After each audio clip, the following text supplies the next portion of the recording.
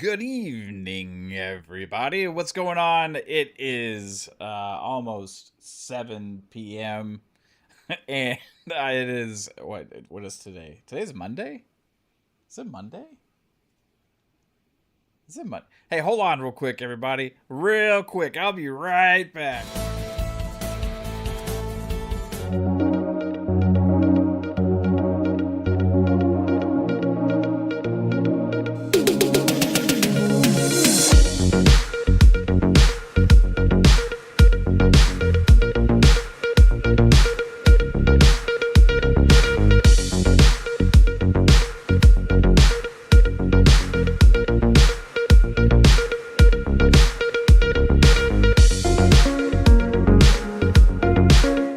Let's try that again. I completely forgot something before I went live. Hey, what's up, everybody?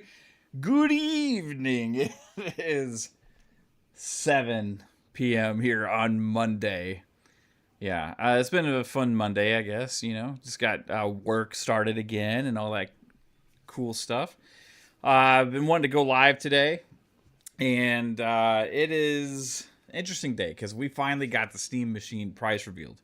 Also, people have been asking me hey, are you going to make a retraction video, Mav? Hey, Mav, are you going to say you're sorry for spreading FUD around the PlayStation because of the whole Halo fiasco? I said I was going to try and go live yesterday, but I didn't get to it. Father's Day and just had some other stuff going on. So here we are. Yes, I made content yesterday after an entire fucking day of everybody else writing about it. After the entire games media writing articles about it, about people like Paul Tassi and everybody like that blaming Xbox for PlayStation players having to pay for something. Okay? I made content yesterday. Deal with it. I ain't taking that shit down. What do you say if I take it down? If I take it down, you'll be like, oh, man, I was fucking trying to hide the fact of where he stood on this. No. I stand behind it. PlayStation players shouldn't have to pay for fucking cloud saves.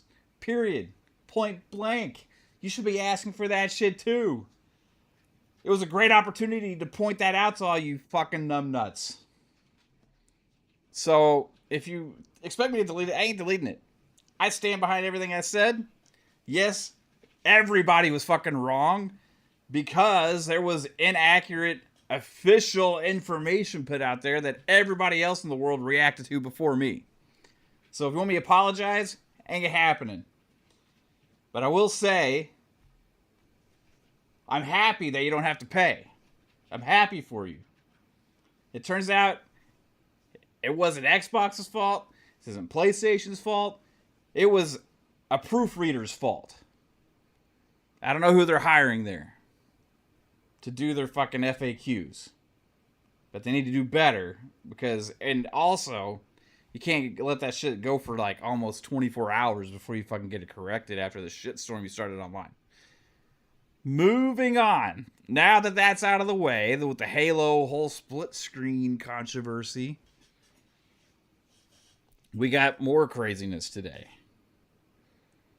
More craziness because the Steam Machine price was revealed. And we're going to be diving into that.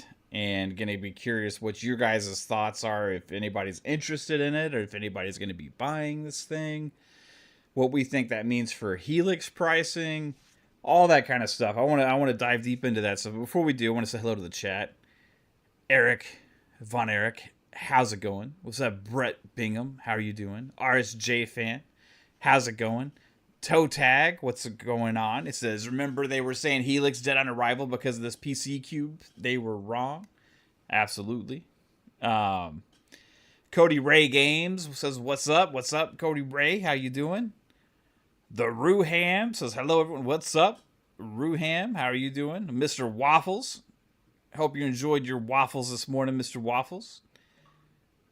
Let's see who else we got here. Max City Entertainment. What's up? Sea Lord Bravos. How's it going? Let's see. Cody Ray says, I hope Helix won't be over 600 or 700, but who knows? Oh, I get that. I bet that's, yeah. I bet that ship has sailed, sir.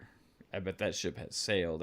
We've already been speculating after basically knowing what Helix is about what kind of price it's going to be at. And I think Steam Machine is kind of laying it out there. Plus, also when we got news that the PS5 Pro was $900, I think it's even may even be more now. Is it $950 now? I'm not sure, but when that was revealed as like $900, I was like, oh shit.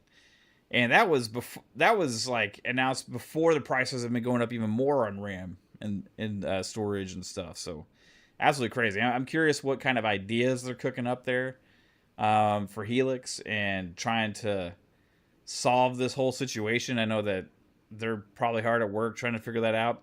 I don't want them to do what Greg said. You don't stop making hardware because of a temporary thing and basically completely annihilate your entire brain. Maybe you push it back, maybe you delay it a little bit.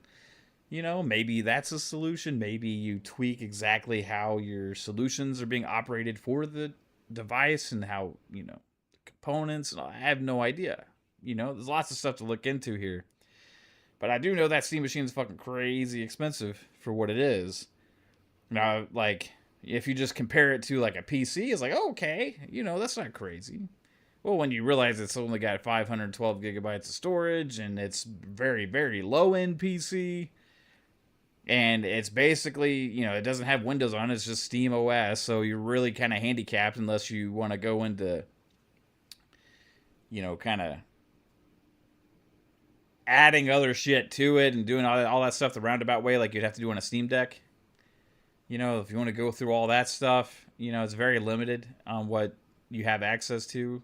I just think it's way too much for what it is. Now, like if it was like $600, then I think like, hey, yeah, that'd be kind of awesome. And apparently, it's been speculated that they wanted to be around $750, but the cost of everything has just gone up so much. I'm curious, like, are they profitable? Are they? I mean, there's no. Are they subsidizing it because it's pretty much it's not completely locked, but it's definitely heavily pushing people into Steam, right? So are they subsidizing anything there? I mean, they're not going to talk about that stuff, but I want to go into like what the pricing is so we can kind of have a bigger discussion about this thing. Somebody was like, "Hey, Mav, are you going to go live for 3 hours and give them shit because you gave PlayStation shit for 3 hours?" That whole stream wasn't just about fucking PlayStations and Halo stuff. We talked about a lot of stuff for 3 hours. We may talk about some other stuff here too, and I probably ain't going live for 3 hours. Not tonight, because it's too late. Valve, the most anti-consumer company in gaming. I do not like that they stopped making games, pretty much. Is Valve anti-consumer? I wouldn't necessarily say that, because it's pretty much what Valve is at this point. Is just it's a PC storefront. You know what I mean? PC storefront. I think the Steam Deck is a good device, solid device. I think that they have great deals on games. They have really good features within the storefront and their ecosystem. They have, like the family sharing and all that stuff is really good on there. You don't have to pay to play online because it's PC gaming. They have really good feature sets and stuff. There's a reason why a lot of PC gamers love Steam. I would say they're less anti-consumer for sure than Nintendo and PlayStation in a lot of ways, but overall, like they're, they just pushing their store, pushing their store, right? Steam Machine, you think is a 1080p machine, Max City, yeah, and a lot of PC gamers is all they care about. However, but this is going on TVs, and 4K TVs are the predominant TVs these days. If you go to the store today and buy a 1080p TV, like I mean, do they even exist? I mean, maybe they do. But shout out to Sotness. Thanks for being here. Hope you're doing well. Sea Loader Bravo says if Helix is going to be more traditional now, it better be powerful AF or Sea Lord might go to PC. Yeah, dude. I mean, I think Helix will be more powerful than the Steam Machine for sure. I mean, it better be, And I think they're looking at the subsidizing and all that kind of stuff. What they're able to do now, if they make it less open and more focused on, hey, this is going to be like, just for Xbox PC and Xbox Series, a game and backwards compatibility for the library and Helix games, then I think like that would maybe allow them to do like subsidizing it, as opposed to if you put it out there and it's like, hey, Steam, Epic, Xbox, all these other things are available, then you would have less interest in subsidizing. I don't know. It's gonna be interesting on what they decide. But yeah, let's look at the pricing on the Steam machine. I'm gonna bring this up for you guys.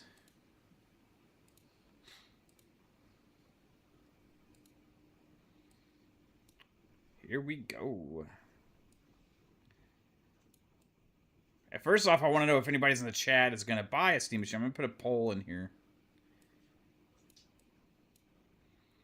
Are you going... Oh, I need to hit the poll thing. Shit. Are you going to buy a Steam machine?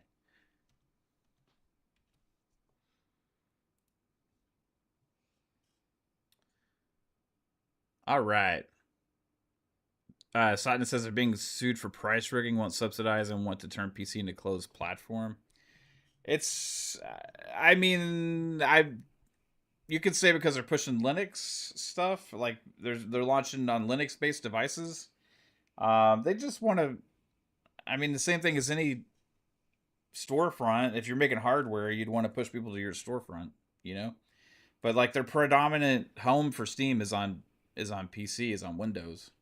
So they're not gonna just convert everybody over to Steam Machine. Like this is gonna be a niche audience that's gonna buy this thing. This is gonna be something that will have an impact somewhat within gaming, but very, very, very limited.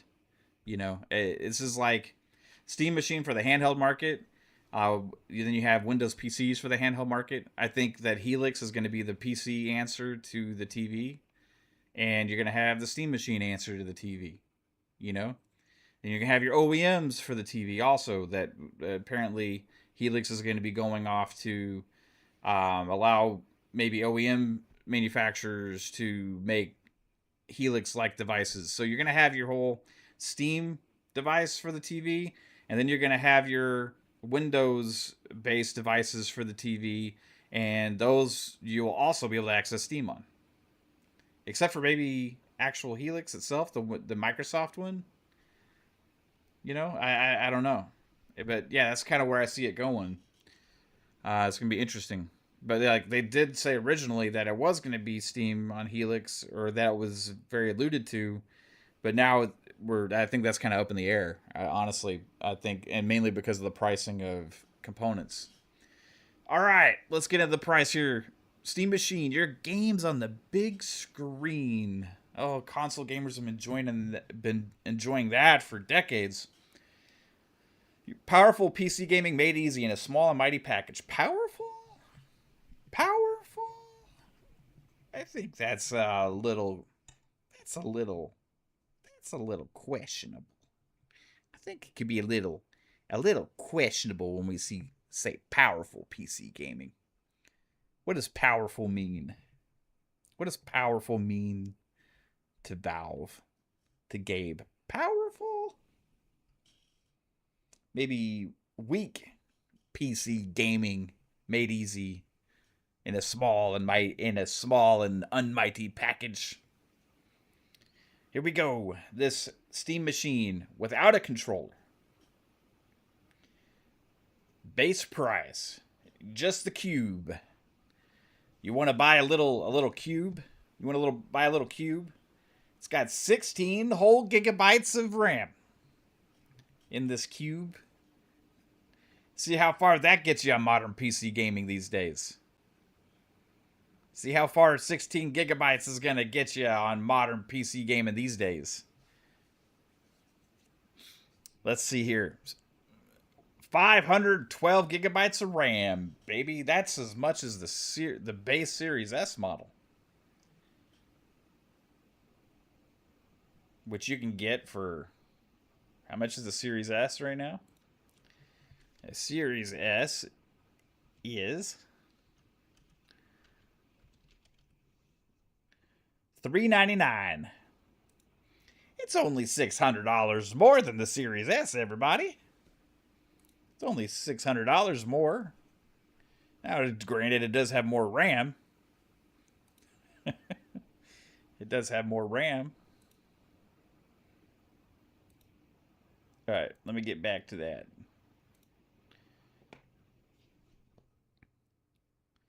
Dark Zone says this is a good indication how pricey the PS6 and Xbox Helix will be. Yeah. Yeah, powerful is very subjective, Portal. Absolutely. You could say the Switch 2 is powerful if you want to. If you so desire, you could say the Switch 2 is powerful. If you want to. If that's what you want to say. It's very subjective. We got 512 gigabytes of old storage there. We got a AMD Zen 4 custom CPU. We got a RDNA 3 GPU. We got that 16 gigabytes of RAM, DDR5 plus 8 gigabytes of VRAM. At least we got the VRAM to add on to there, so it makes it a total of 24, including the 8 gigabytes of VRAM. It is a SSD. That's good. Got Wi-Fi, Bluetooth. Hey, that's good. You get your gigabit Ethernet. That's good. You get a Steam controller wireless adapter in there. You get the small form factor, it says. Then you get Steam OS. Now, $1,049. What do you guys think? $1,049. Is that good? Would you be interested? Now, granted, I don't know. Maybe what it takes to buy a PC that has these specs, right? Because, I mean, essentially it's like, kind of a custom chip thing, custom CPU stuff going on here. So I don't know how much of an equivalent there is to like laptops and gaming laptops and all that kind of stuff. I don't know how much it would cost to get a gaming laptop that costs this amount and just plug that into your TV. That would be something worth checking out because you could literally do that. You could buy a mini PC, hook it up to your TV. You could buy a console and hook it up to your TV. What I think they're going after here is going after the PC gaming crowd that has a massive Steam library, right? Because right now you can't access your Steam library from PlayStation or Xbox or Steam. So on console, or I mean on PlayStation, Xbox, or Nintendo, you can't access Steam, your PC library, from those hardware devices unless you're in the Xbox ecosystem and it's Play Anywhere, right? So you don't get all your Steam games, all that stuff on consoles. Something I think that Sarah Bond and Phil Spencer were looking to change with Helix. We'll see if that happens or not. I don't know at this point.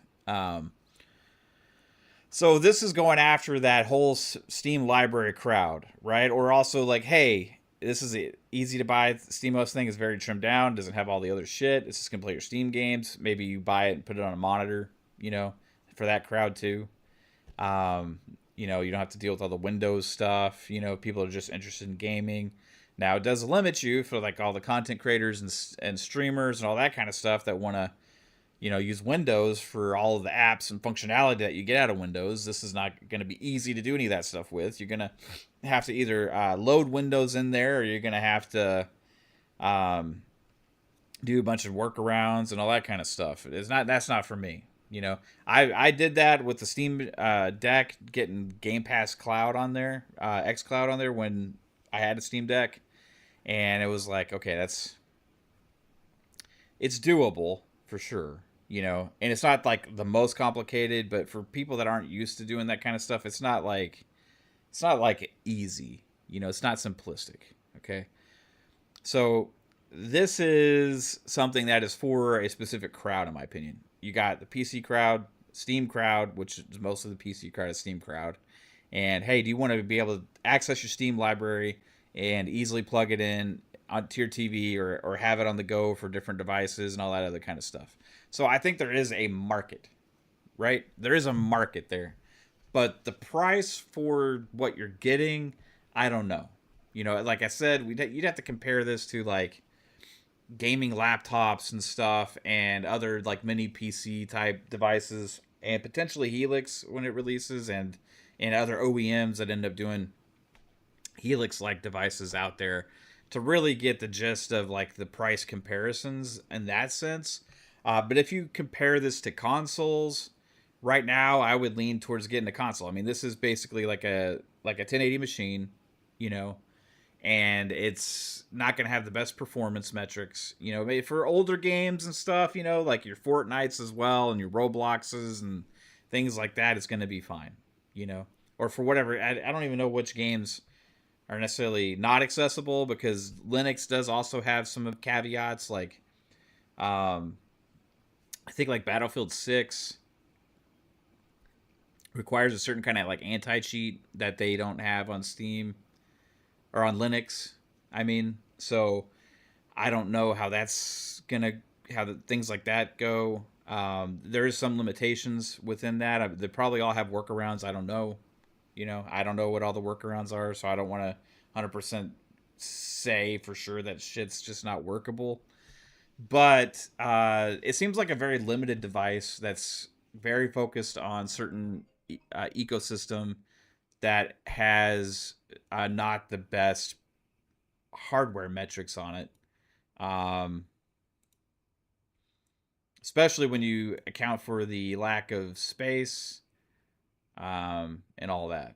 Now, I think it's somewhat of a plus. You do have the 16 gigabytes of RAM plus also 8 gigabytes of VRAM. So I mean, it can play modern games. I just don't know if you're gonna like be getting the best performance and the best resolutions out of these things. And do you want to pay $1,000 for your TV for that when you could pay $400 for that today on a Series S? Do you know what I mean? Like, you could pay $400 for that today with a Series S and have a lot of PC games. You have Game Pass on there, and it's pretty much run as a 1080p, 1440p machine. You get a lot of games 60 frames per second on the Series S, as well as many actually you can play at 120 as well. I don't know, guys. I don't know. Now that if you're a heavy PC and Steam user and you don't have an Xbox library or not really interested in Xbox, maybe there's space for you on the TV for this thing. I think for the price, it's not gonna cut it for many. I saw a lot of disappointed people today. Now that's without a controller too, right? So yeah, you can use like a Windows controller on there. You can use like an Xbox controller. There's ways to do that. If you want to get the actual Steam controller, it's going to add $80 to the price, pretty much. It's $1,128 for the Steam controller, and with the device. So you're adding like $80 there, or should I say 70? 80 after tax, I guess. Yeah, but like $70 there. That's 70 or I'm bad at math. No, 80. $80. Yeah, 80 plus tax. So yeah, you're adding that to it. If you want the 2 terabyte, you're going in there with $13.49. It comes with 2 extra face plates. Get shit brown and red. If you want to put shit brown and red on your Steam machine, you can pay $13.49 for the 2 terabytes. And then if you want the 2 terabytes and the controller with the shit brown and red, you get $14.28 is what you're looking at. Now, if it were me, $1,428, I would be looking at Best Buy to buy a real fucking PC. like a 5070 PC that has 32 gigabytes of RAM on it, 1 terabyte storage, probably what you're getting at that point, at that around that price range. And yeah. For me, that would be a better way at spending $1,400. Now, it would definitely outperform this thing a lot. Now it's not going to be all compact and shit, but it can access Steam. I'd put that on my TV instead of this thing, personally, because then you get all the best of all the worlds, right? And this is why I'm curious what Helix is and what it's going to be. We need that announcement. We need that pricing. Like, I really want to see it. I want to see what they reveal. I want to see how much it is, what all you're going to have access to. Because if you're telling me I get all my Xbox PC games, my Game Pass library, my Xbox console games, full backwards compatibility, and if it's a plus and I actually get access to other stores, which we don't know anymore, I think that's up in the air, like I said. But regardless, like, even if it was around that price, it would be much more appealing to me. But I also think it's going to be much more powerful than this thing. So we'll have to wait and see, obviously, as pricing is absolutely astronomical right now for memory and storage. But yeah, this is not a great price for $1,400. This is not great. $1,400, everybody. I mean, like, I'm just gonna go to Best Buy PCs.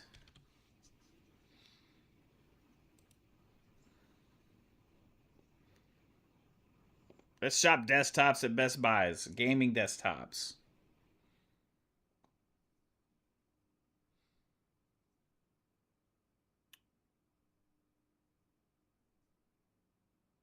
Well, here's one. That's a Ryzen 5 5500, 3050, 16 gigabytes of RAM for $979. You got RX 7700 for $1199.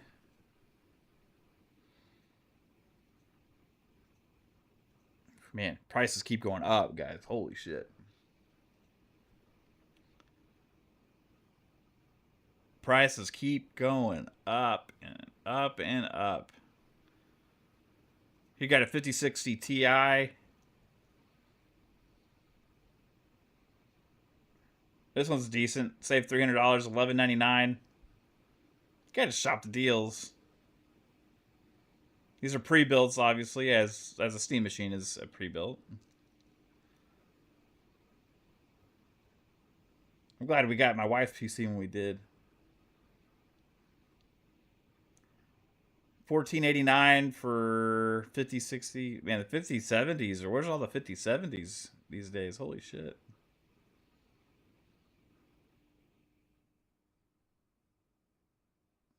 I swear to you, like, just a month ago, all these prices are like $300 less. It's crazy.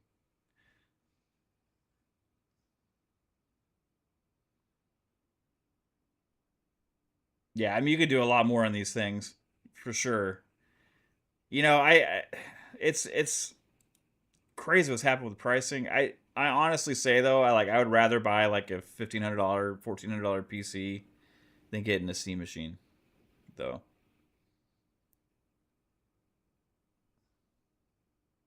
Omen here, 1569. It's a 5060 Ti. What is the? Does anybody know the performance specs on this thing? Because, like, what is the AMD RDNA 3 28 CUs mean? Like, what is that equivalent to?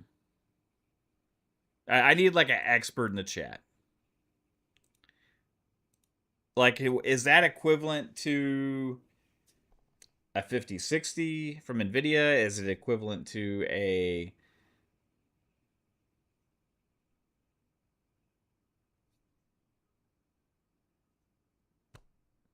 what is it equivalent to on an NVIDIA side? Isn't it equivalent to like a 4070, 4060?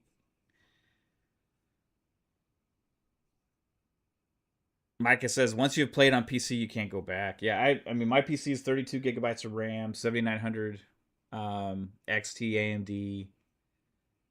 Like I'm get I it depends on how what I want to play. I like on one game, do I want more resolution, lock it at 60 so I get like 4K 60? Do I play I maybe decide to play a different game like at like 1440p at like 100 frames or more, you know?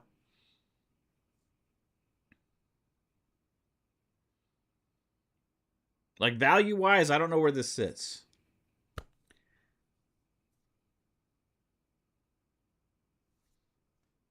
That's one option.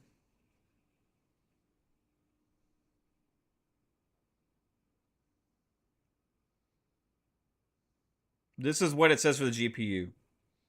2.4 gigahertz max sustained clock.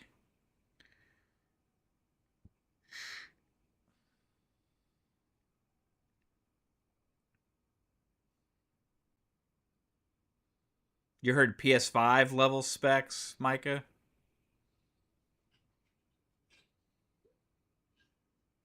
But a PS5 you can get for like 650, I think, for a standard, and maybe 500 for a pro or for a digital. And this is all digital too. So PS5 digital price. Okay, baby. 600 for a PS5 digital.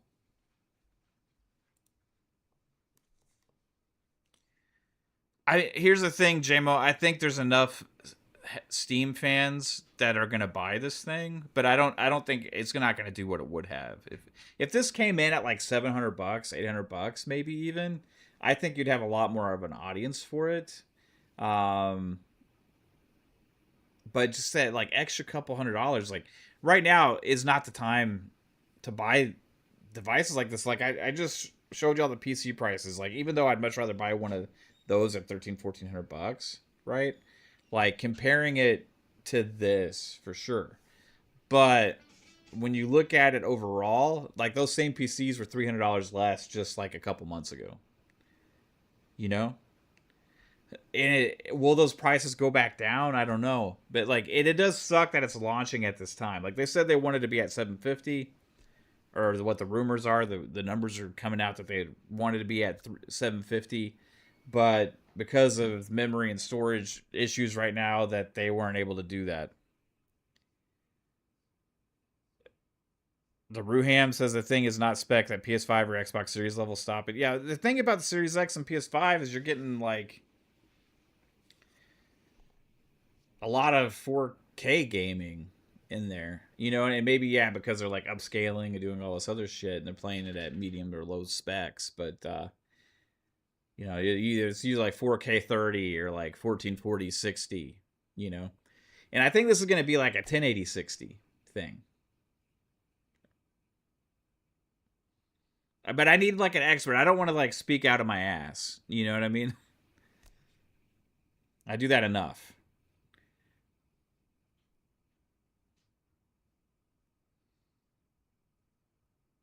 Like, where does this sit?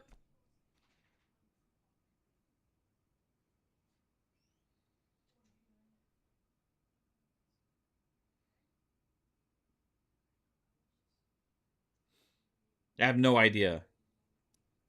But I keep hearing people say it's a 1080p machine. Like, I don't want to spend over $1,000 for something that's like a 1080 machine. You know, like even if you compare it to like a PS5 Pro's like 950, you know, like you're getting way more performance out of that, and that's like a and that's running on hardware that GPU wise is like designed in 2019, 2020, but like it has kind of a little boosted CPU, you know? Or maybe maybe the C no sorry, the GPU is better a little bit. The CPU is the one that's old, but it's kind of boosted, right? Um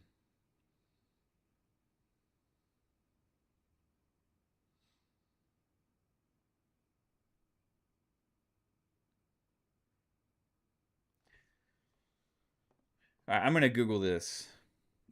We're gonna use I'm gonna use ChatGPT.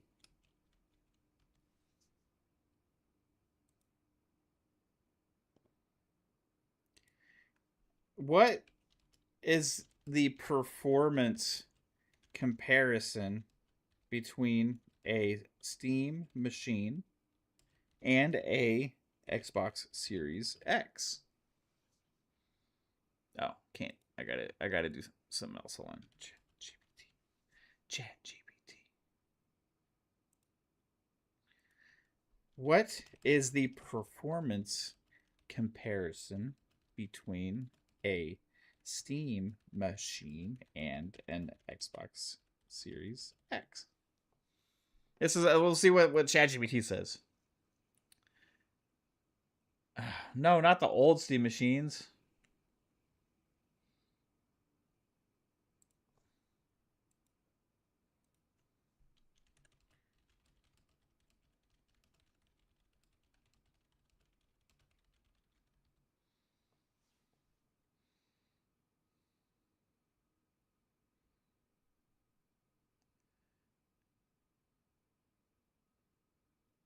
Okay, so this is based on Valve's announcements, okay? This is what it says. Based on Valve's announcements and reported specifications, the new Steam machine appears to be targeting performance somewhere between an Xbox Series S and Xbox Series X, with some reports suggesting it may land closer to the Series X in certain scenarios.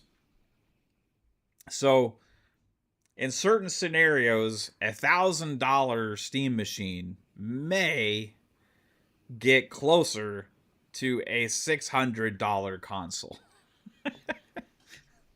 Fuck me. How much can you buy an Xbox Series X for right now? What's the lowest price?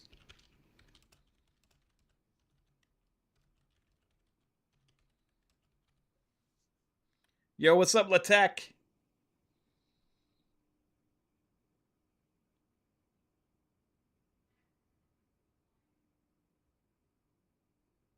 So you can get a all digital. We'll compare the all digital, right? Because this is an all digital Steam machine for $600 brand new. So this ChatGPT is saying again, based on Valve's announcements and reported specifications, a new Steam machine appears to be targeting performance somewhere between an Xbox Series S and Xbox Series X, with some reports suggesting it may land closer to the Series X in certain scenarios. Sources currently indicate the Steam machine uses a custom AMD APU and with an RDNA 3 GPU and 8 gigabytes of dedicated VRAM. So all of that's accurate according to the specs that were announced.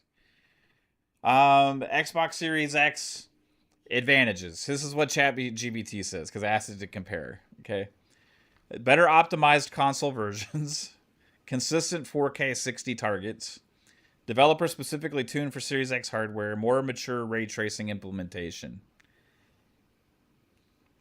Steam Machine advantages: access to the entire Steam library, mods, PC graphics settings, can function as a general purpose PC. It can. Okay, it can. But it can.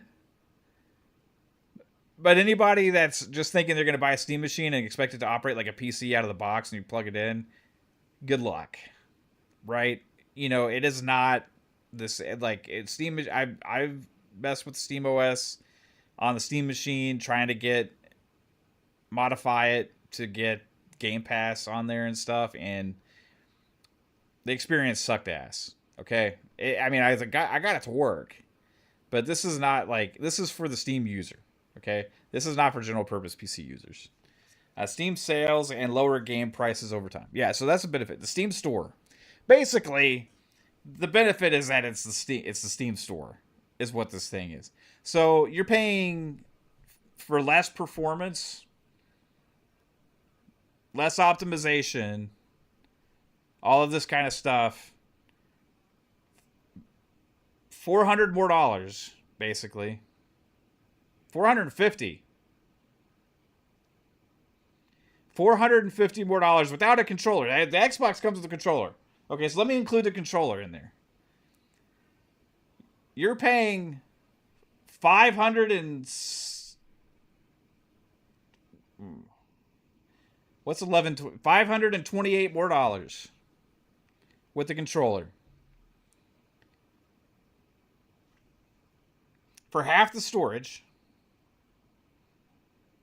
Half the storage.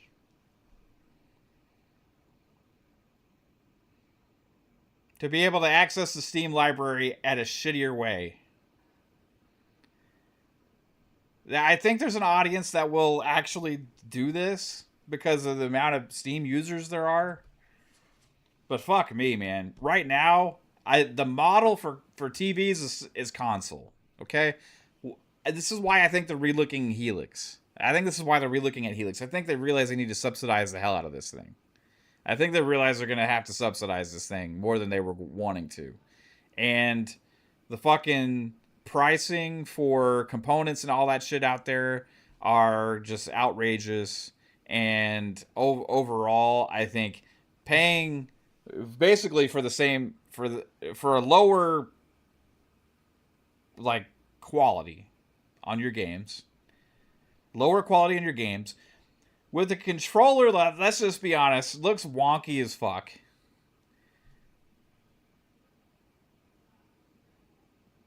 Like $528 more than buying a console right now.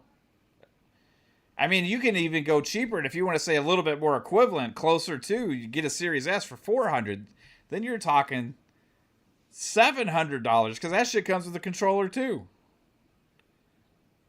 I mean, my fuck. This is, like, they obviously are not subsidizing this thing, right? How can they be? They're not subsidizing this. Is Steam subsidizing? Have they said they're subsidizing it? I mean, they're not used to subsidizing hardware. They don't do that, right? They don't. I don't think they're subsidizing the Steam machine or anything like that.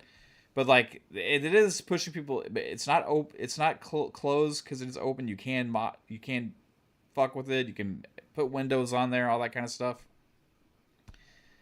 But damn. If I'm going to a store, you get $600, better performance, more storage. You get Game Pass on there. And also you have access to your PC library from the Xbox PC store. I'm going fucking Xbox, either Series S or Series X, man. That's the cheapest way and best way to get into fucking gaming on a TV right now, you know?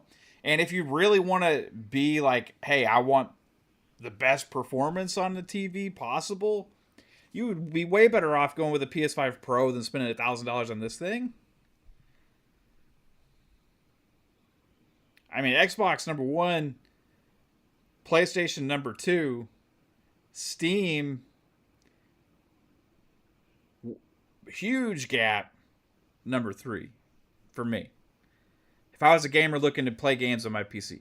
Now, like I said, though, this is going to be for that, like, market. Like, man, I'm a PC gamer. I got, like, 5,000 fucking games in my Steam library. And I want to put this thing on my TV in my living room, and I want to play those games, right? This is for those guys. And they're, Sotness, like you said before, maybe this is to fuck their customers, right? Maybe this is to fuck their customers that want to play their games on TV. I'm really curious what this means for Helix. Where is the Helix price? What is Helix going to be? Like, imagine Helix comes out. Now, I will say, if Helix came out and it was over $1,000, I can almost guarantee you that the specs are going to be way better than this thing. Be way better than this thing. Like, just what is Helix going to look like, though?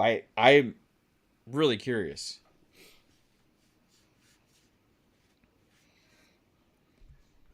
Really curious. Sotness says they can't do that. What the other guys do with economies of scale, the first party exclusives, retail partner subscription. Yeah, 100%. That's what I'm saying. Like, I don't think they're subsidizing. Like, they're not subsidizing this. So if this came out from Xbox or PlayStation, it'd be much cheaper. Yeah, I mean, instead of making money, they'd be losing money. So you're talking about a wide swing there. You're talking about a wide swing, and a much larger gap. So I'm wondering what the profit margin they're making on these things is too. Like how much? Are they keeping the profit margin very minimal? Or are they trying to make a good amount? I don't know.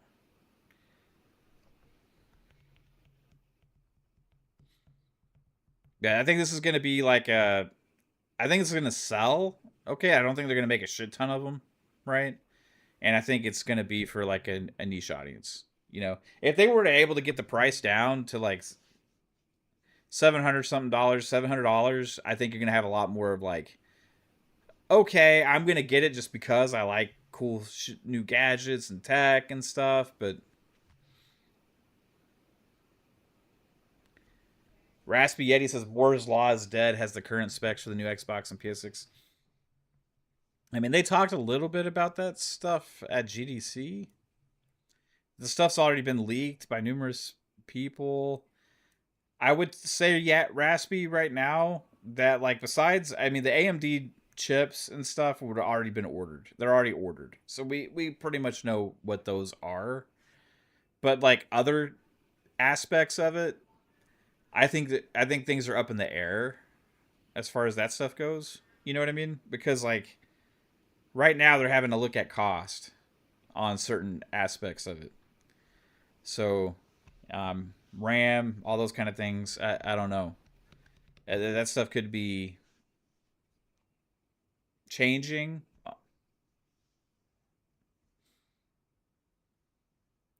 Because neither of them have actually, I believe, started manufacturing the actual hardware yet. I know that Xbox had to deal with AMD for a shit ton of um, the custom GPUs, or system SoCs, whatever you want to call it, right? I'm sure PlayStation has also, but the rest of the stuff you need to build the consoles, I'm sure they've been making some deals and wheeling dealing, but I think this whole memory and storage thing threw a huge wrench into it. I like it. It's gonna be interesting to find out what they do. Yeah, we know they're losing money on PS5 and the Series consoles. Poison, they're losing a lot. And it's one of the problems going on right now is how much of a usually like in a console generation, the consoles come out, there is a subsidy, and then close like down the line, they start to get closer to breaking even, and then maybe even turning a little bit of a profit, and the price still is able to go down. But this gen, with the pricing of components and storage and RAM and all this other kind of crazy stuff that's been going on the last couple of years, especially because it was already problematic before that, right? With pricing, tech components have just been going up in general, right? But like now you have this whole thing that started with AI, driving the price of memory and RAM, or storage and RAM. So you have another level to this whole thing where it's this massive increase over a short period of time. Certain manufacturers got out of the consumer game, right? Driving that whole AI push. And what we're looking at now is just crazy high pricing.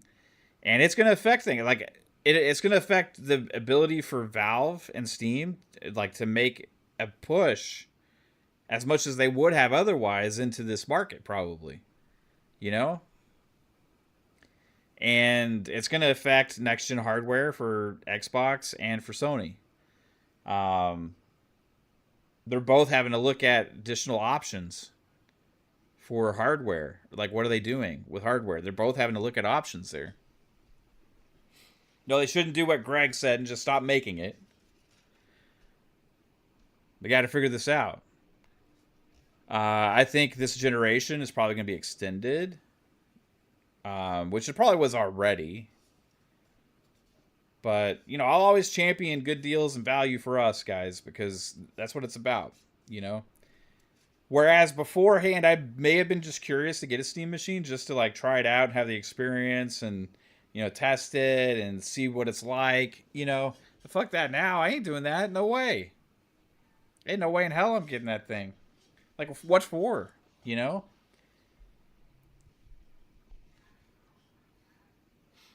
Like, what? Why the hell would I do that?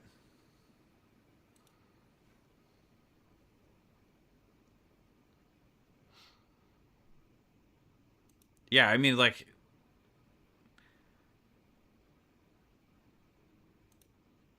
now we want. The thing is, too, like, the thing that's disappointing, and the thing that's crazy, is we want there to be a leap. You know what I mean? Like, when next gen hardware comes out, you know, we went there to, it's not never going to be like it was when we go from like 8-bit to 16-bit, 16-bit to 32, then to 64, and then to like, okay, now we're in the world of like CD based gaming, and you know, and like everything is like, oh, what, we're not counting bits anymore. We're just past the counting bits. You know, now we're up to like resolution counting. You know, then we're up to like, hey, we're at 720p, 1080. You know, now we're at 1440. Now we're at 4K. You know, then we're at frames. Now we're frame counting. Now it's not 30. It's like you get 30 or you get 60, you get 120 plus or whatever. Now we're expecting good resolution with the frames. You know, and like, so we're past the whole massive leaps. Okay, now it's basically about like, hey, what kind of like software based technology is helping push the hardware limits further than they've been able to go. Things like FSR and DLSS and all that shit, like ray tracing, path tracing, all these other things. How capable is this thing of doing those? This is like, we're looking at image quality, we're looking at settings, we're looking at performance metrics for resolution, the upscaling options, all these different kinds of things is what they're. But we still expect there to be, when we buy a new device that's next gen, right? We want it to look better and perform better significantly, at least to the point to where it's noticeable for us and we are having a much better experience with our games, right?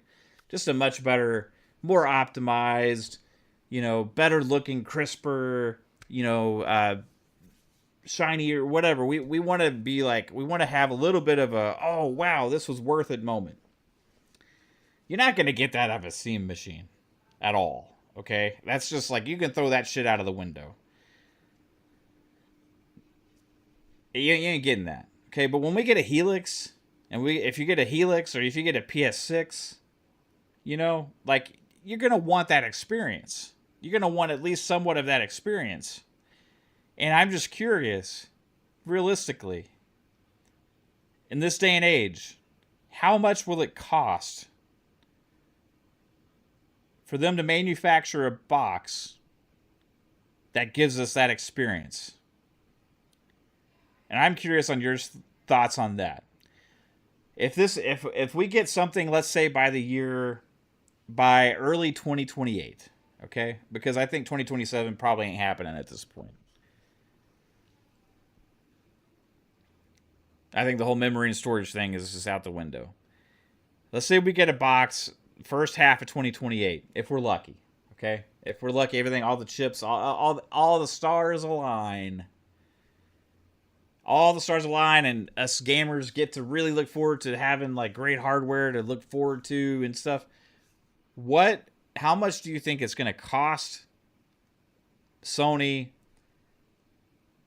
or Microsoft or whatever, right, to make a box that's going to give us that experience as console enthusiasts, you know? How much is it going to be?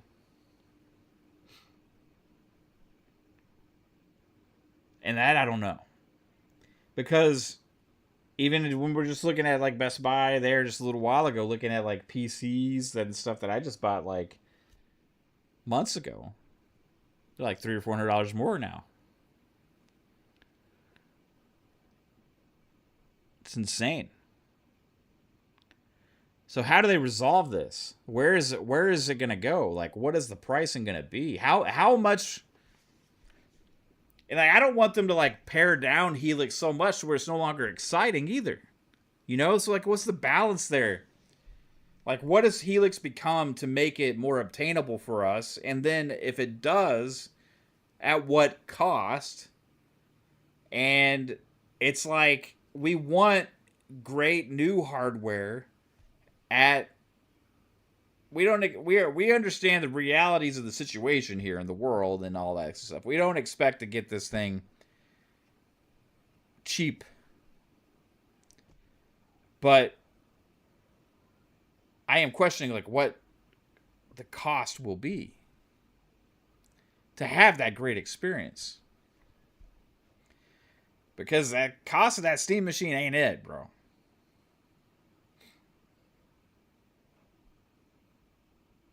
Fingers crossed, C Black. I said this on one of my streams the other day. Everybody's counting on that to happen, right? Everybody's counting on it. The industry's counting on it. The consumer electronics industry's counting on that to happen. But bro, these are greedy tech companies as well, man. They're selling business to business right now, just raking it in from just having these contracts, this massive amount of business coming in, right? Now, when that stops, yes, there will be a bubble that pops or whatever, and then you're going to have them be like, oh shit, like what now, right? These companies that have been raking it in. Now, you remember, all these are companies and corporations too. Just like Microsoft and Sony and all those other kind of things that, you know, they got, a lot of these companies got to report to their shareholders of growth and all those other kind of things. Do you think they're going to want to go to all of them and say, hey, look, we fulfilled all these contracts. It's over. Now we're going to be making a lot less money. So we just have to deal with it. Do we think that's what they're going to do? I don't have faith in that.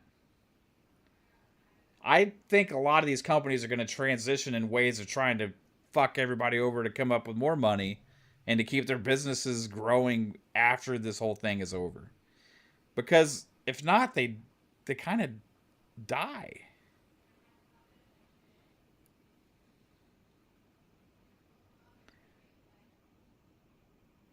I don't know. It's just the reality of corporate capitalistic world. I mean, I'm not saying it's a bad thing. It's just what's going to happen. You know, like they're going to be wanting to make more money. And no companies want to see their things deteriorate because of the climate that they're in, you know? And there's this boom right now going on with those companies. There's a reason why they switched business models to take advantage of this thing. I just have this doubt in my mind that they're going to all of a sudden decide that, well, you know, we're, instead of doing that, we're going to shift back to start making just consumer-based products, and we're going to start filling that supply, which is we're going to end up being in such a high like competitive market at that point, because everybody, all these businesses are going to be flooding back to that market, that the prices are going to plummet and drop to standard prices. So these companies are all okay with making all this extra money now, and then all of a sudden they're going to be okay with making less. I don't know, man. Like, I just don't know if, like, I know tech wise you can count on, like, I think the only hope really is China, to be honest with you. Like, you need more manufacturers in there that are going to start supplying that. You're going to start meeting that supply. I think you need other ones that are going to start meeting that supply, because I think of some of these companies that have been that are going to be looking at other ways to match the level that they were used to making over the last few years. It's absolutely crazy, man. They're riding the wave, you know, and they get to the peak of the wave, and I don't expect them to be okay with just diving back down. Now maybe they can end up doing both. That's the hope, right? I would say that's the hope. Maybe they still have these contracts that they're able to some big business, AI contracts that they're trying to fulfill data centers and all this other kind of shit. But there's less of it, but it still keeps them up there, and then they're able to also meet the consumer market as well. And between the two, they're able to hit that and continue to grow both markets. I don't know. I don't see it, man. Businesses, publicly shared companies, are not okay with making less.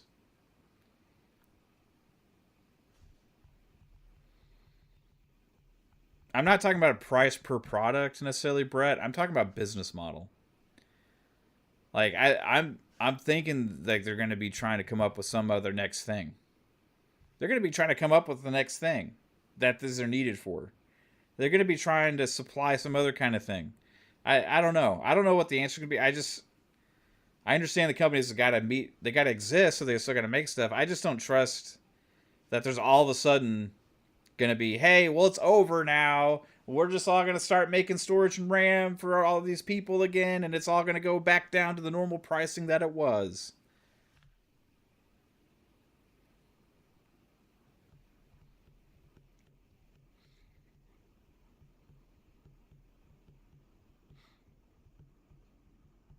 I don't know.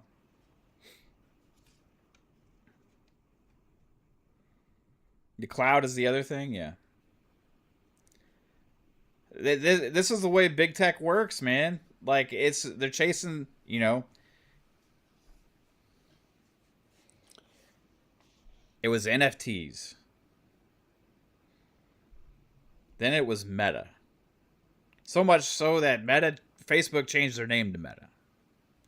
So you had NFTs. Then it was Meta. Now we have AI.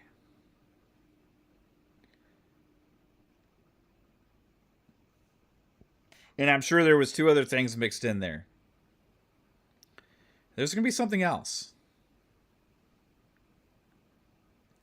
For all these companies, big tech companies, to like completely ride the wave on to drive up share prices.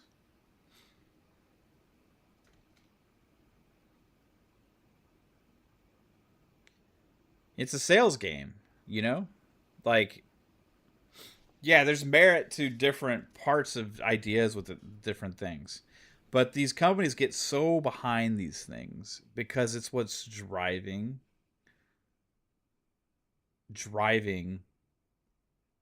their business growth, right? Like, hey, this is the future. We need to invest in it because that's going to drive investment money to us, you know? That's one of the things that's pushing the storage thing right now, and like there's going to be a fallout from it.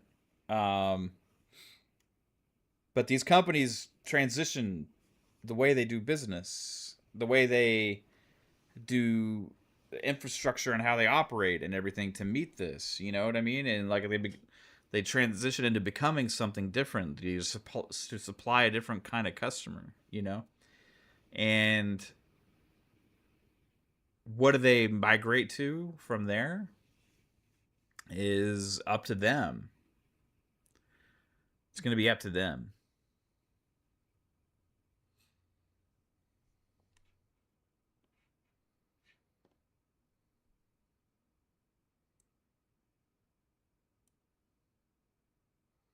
This will be very interesting. But yeah, pricing I think is going to be really interesting to see what happens. Um,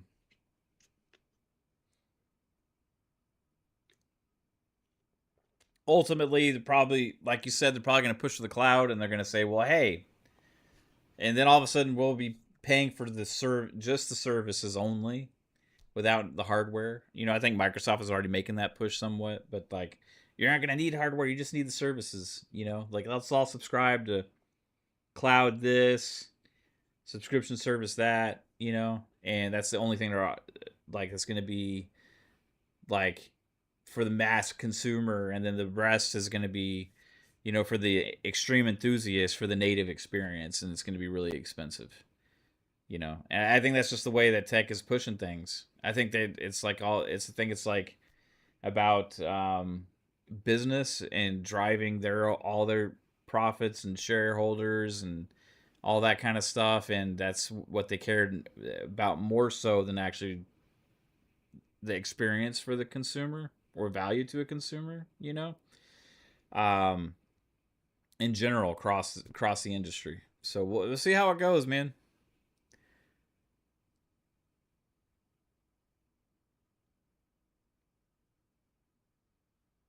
Yeah, like this is exactly tech. Yeah, this is one of the reasons I champion Microsoft though, because like all the people that are like, yeah, and I know they're one of the ones doing this stuff, as I just said, but they are doing Game Pass, right? Giving a subscription to gaming as an option. It's not required.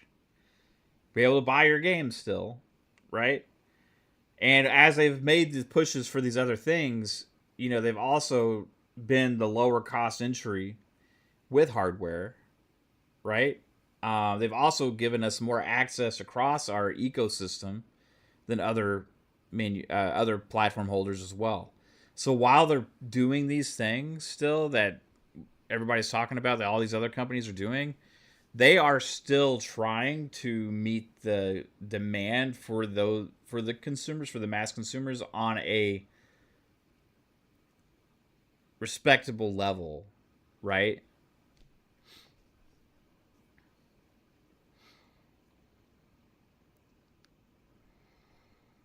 But it's yeah, like all this corpse. Oh, essentially just they just it's fucked, man. It's fucked. And like if I was Steam, if I was Valve, like if I was Valve and I was looking at this whole Steam machine thing,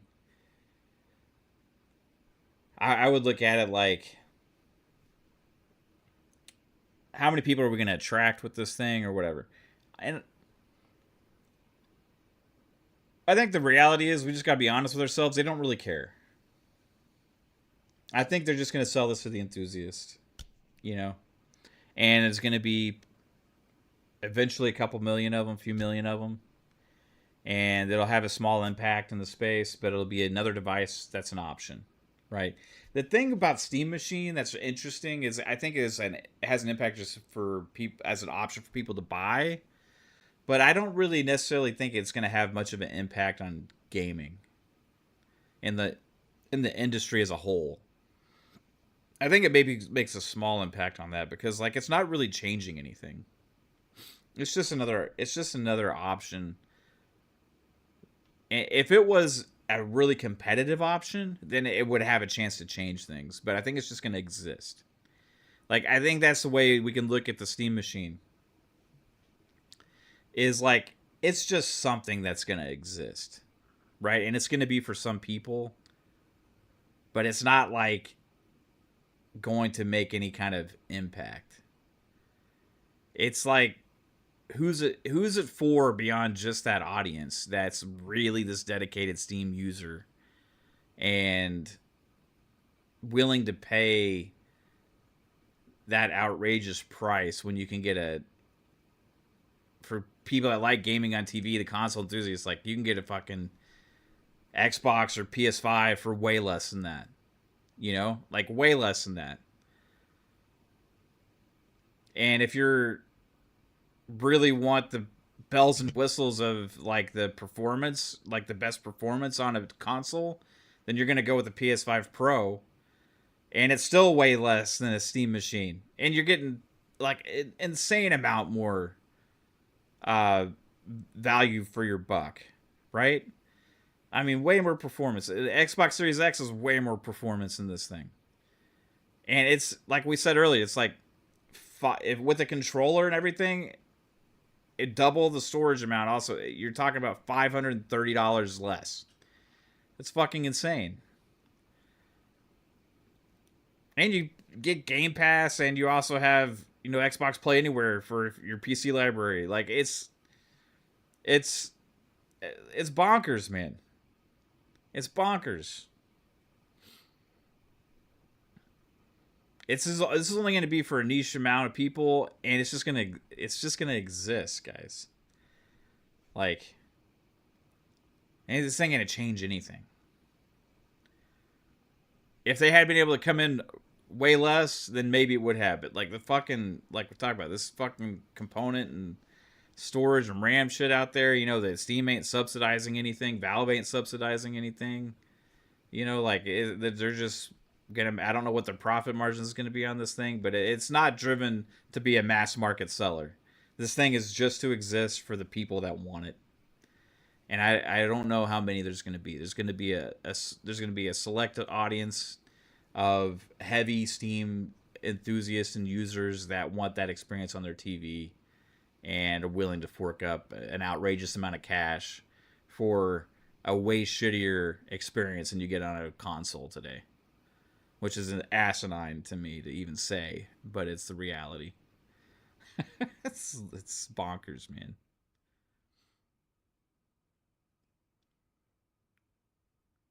Xbox Series X is more powerful and $530 less. And you get more storage and a controller.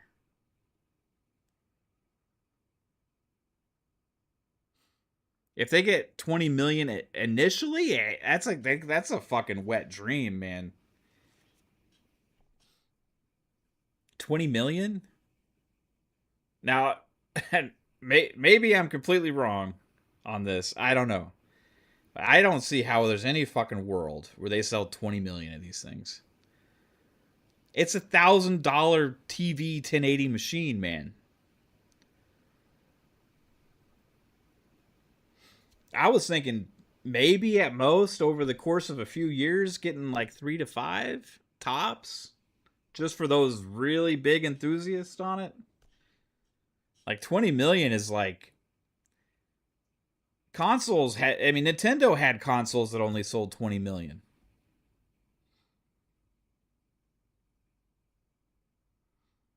I don't think that many Steam, like how many Steam machines have sold at this point? How many? I mean, how many Steam Decks?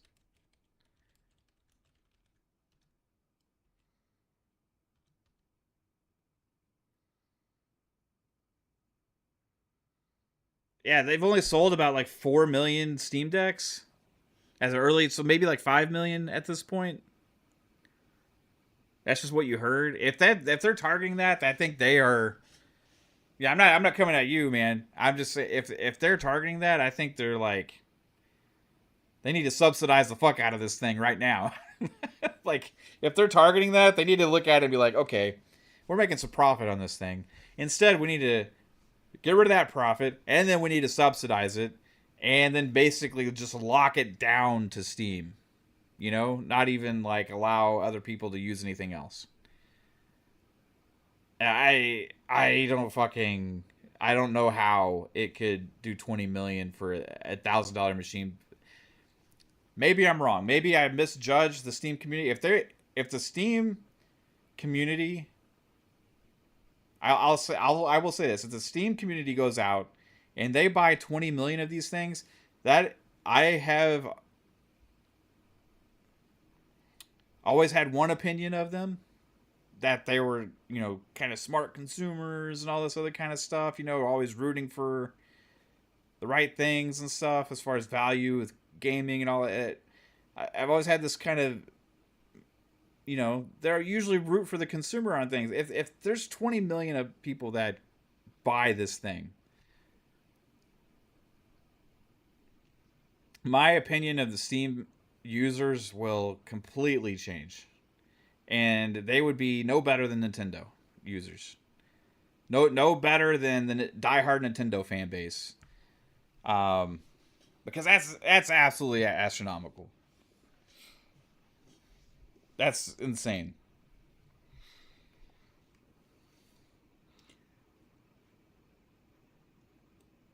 I'm just really curious what this means for Helix pricing, overall. That's my main thing. Is like, this if this is not subsidized, I think Helix is going to be subsidized probably now because they're changing the model of it.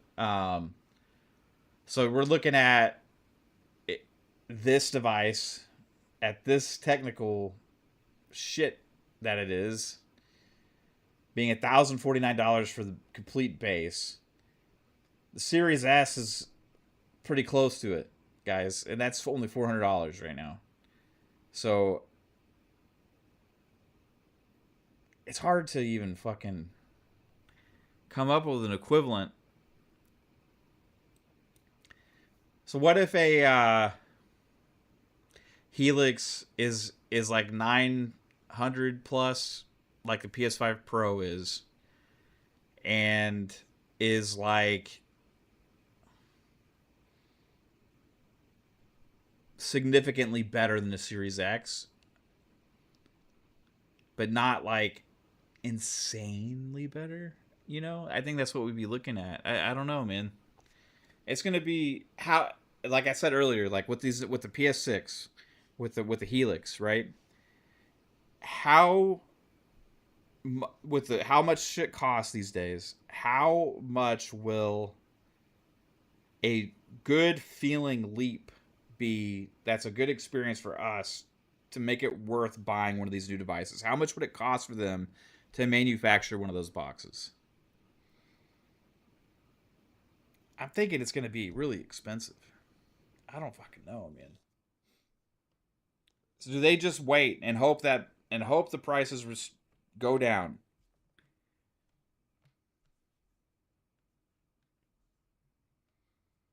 It's insane.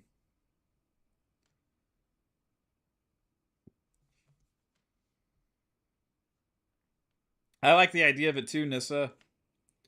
I really do. Like, that's the whole thing. Like, what's the trade-off, right? What's the trade-off? Like, okay, the more open it is, the less you'd probably be able to subsidize it, right? Also, the more powerful it is, the more expensive it's going to be, whether they subsidize it or not. So this is the quandary that Microsoft and Sony are having to deal with right now with thinking about next gen. Is in this climate, how do you manufacture something that feels significant?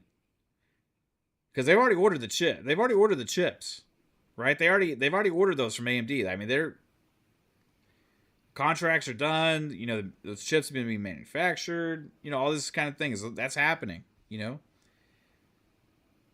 but like the rest of it, like the model of it, the amount of RAM, amount of storage space, what all it comes with, how closed off it is, how open it is.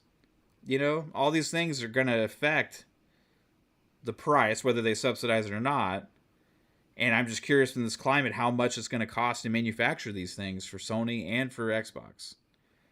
And I think it's going to be pretty pricey, man. So like even in the best case scenario, I think we're still looking at something that's really expensive and is not going to be a great seller initially for either company. Based on pricing, I think they're both looking at other options to get those prices down, and we'll just see what those are.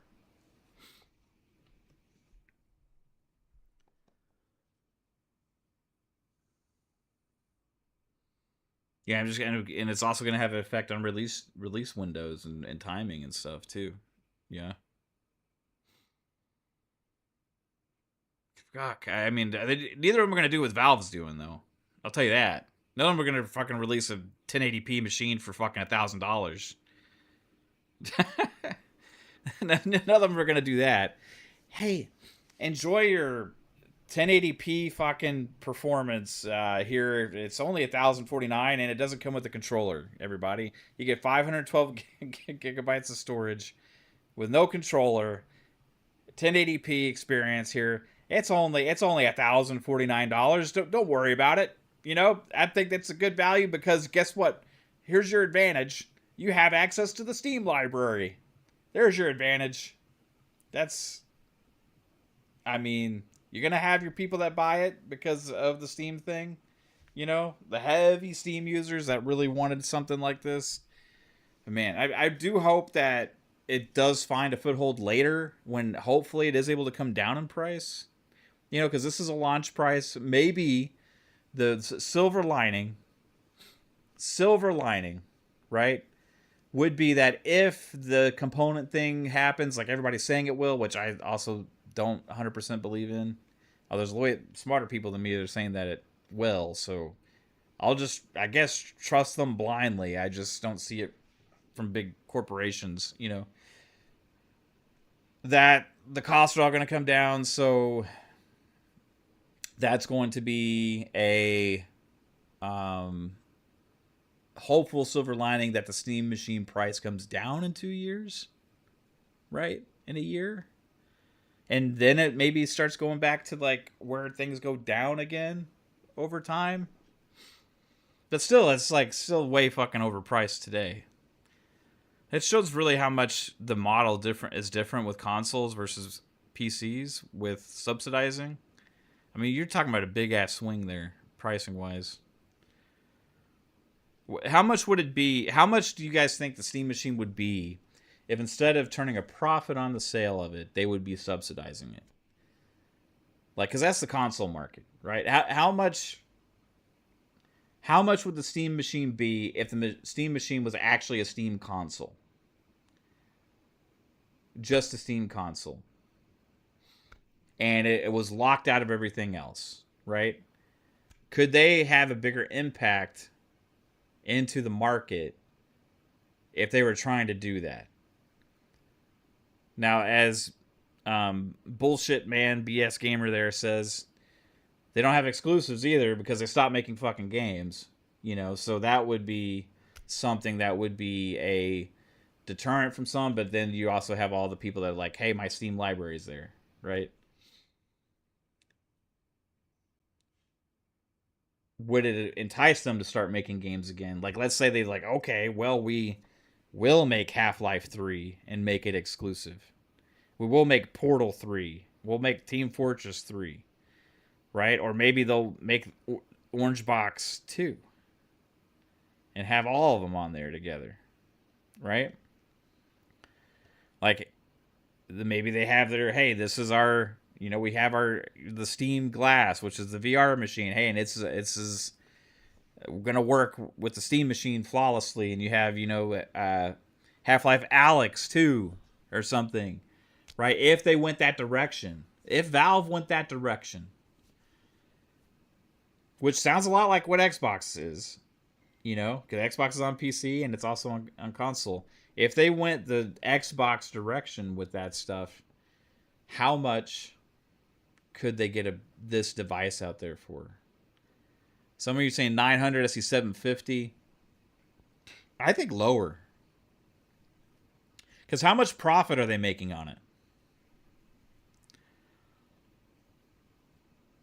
Like, how much profit are they making on a Steam Machine right now? Like, is it 10% or is it 20%? I don't know. What are y'all's guys' realistic expectations? Like, I can ask ChatGPT, but it ain't going to know. What profit margin is Valve expecting with the new Steam Machine pricing? I'm going to ask. We'll see. Valve has not publicly disclosed an expected profit margin for the new Steam Machine.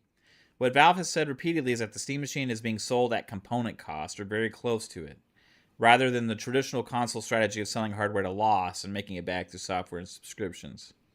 Based on the available information, there are three possibilities. Truly at cost is 0 to 5%. Small positive margin be 5 to 15. 10. We want to round this at 10%. You want to say 5%? You got to think of this as retail margin as well. Retail margin works a little bit differently than when you just say, like, it's not just 5% add-on, because retail margin works like, okay, for example, if you have something that cost $80 to make, right? And you want to make a 20% profit margin on it, right? Something costs $80 to make. You want to make a 20% profit margin. I want the chat. You guys tell me what the answer is. How much would you sell that for? Cost $80 to make. You want to make 20%, right?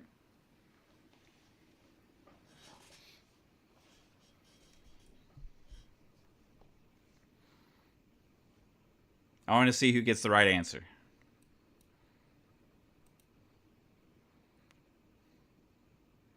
You want to have it. You want to have a 20% margin on this thing, retail profit margin. It's costing us $80 to get this thing done. We want to make 20%.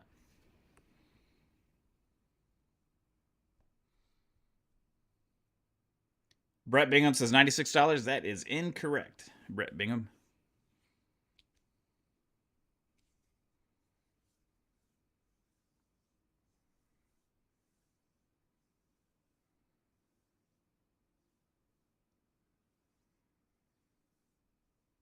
Sebastian says $96. That is incorrect, Sebastian. I know what you guys are thinking. Now take that $96 and say take off 20% of it. The correct answer is $100. If you're selling something at $100, it's a 20% profit margin if you're at 80. You need to if you're at $80, you need to be at $100 for a 20% retail profit margin, right? It's not just the cost plus 20; it's retail price. The easiest way to figure that out is if you do not 20% of what the cost is, 20% profit margin, Brett. 20% profit margin.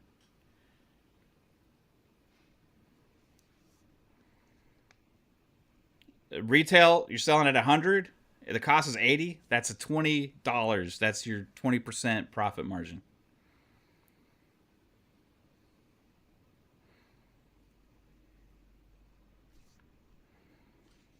If you buy something that's $5 and you get a 20% discount, it's going to be $4.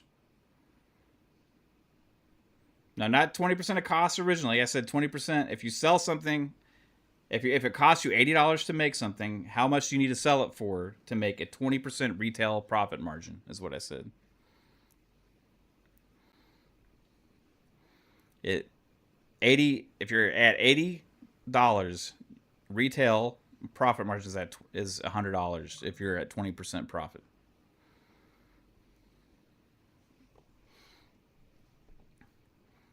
And that goes for, like, it's just the way the margins work for retail.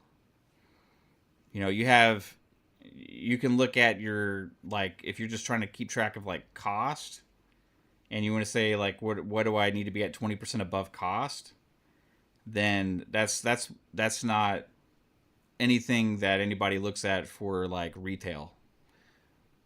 Yeah, plus tax. So then the tax is on top of the retail. So if you're at $800, then if you're at an 8% tax rate, then you'd be 100 times 1.08, which is $108, right?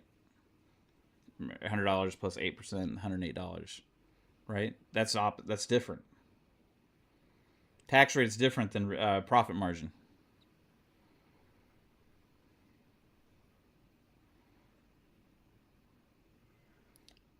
Now, you retail profit you calculate from the retail price. If it's $100 and you're making a 20% profit, what is the original cost? If you're selling something at $100 and it's at 20% profit, what is the cost for that good?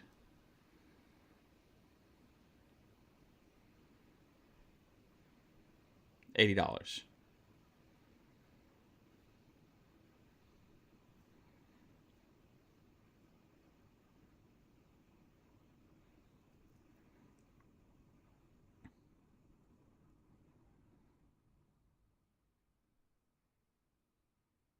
No, the tax doesn't affect your profit one way or another. Tax is on top of the retail.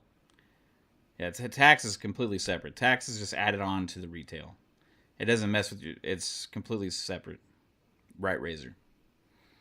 But the actual cost of the item affects the retail, but it's not 20% of whatever the actual plus on top of whatever the actual cost is. you need to be at the retail margin. There's actually a math equation you can use for this. You can divide it by the percentage. Um, and you don't divide it like you don't multiply by like 1.2. You divide it by 0.8.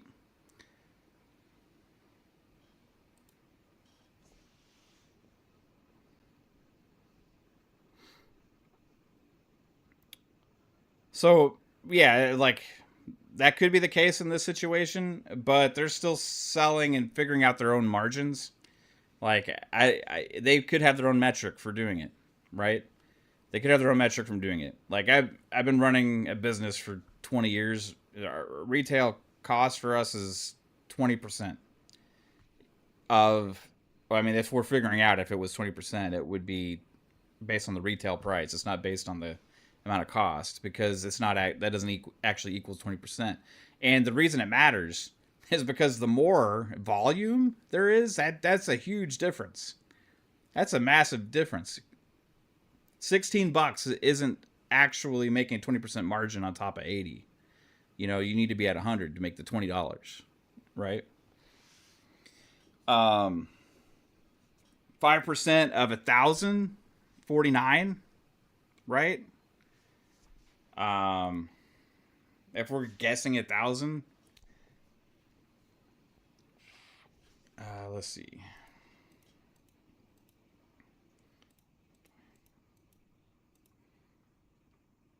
You're looking at roughly $55. Roughly $55 in profit, okay, per machine. Okay, so that makes it 1,000. How much is Xbox losing on each Xbox that they're selling right now? A couple hundred. So if they were really trying to be competitive with what Xbox and PlayStation are doing, it'd probably be around $800, I think.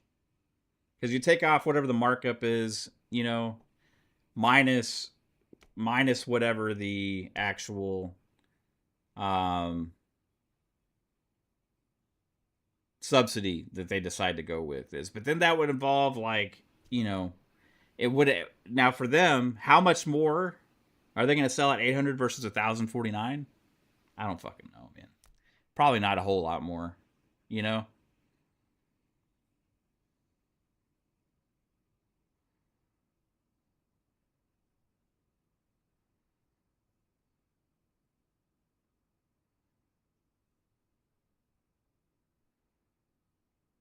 Razor's got it. Razor, you've had this from the get go, bro. It's a big difference. Like it's not like those numbers like really have a huge impact on a business. If anybody's doing the math wrong and you're doing retail like products, if you start your own business and you're selling stuff, like you got to figure that out pretty quick because all the everything on it matters. Um,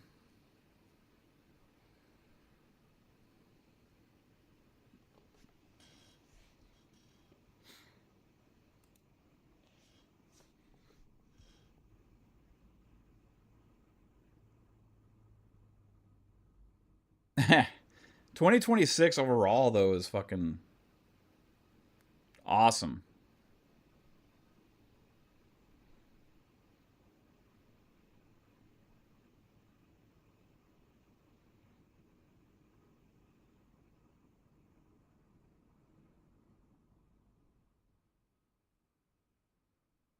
I think overall 2026. I mean, we fucking got Resident Evil Requiem. We got 007. You had Pragmata release. You have Forza Horizon 6. We have Gears, Halo, not Fable this year. Fable's next year.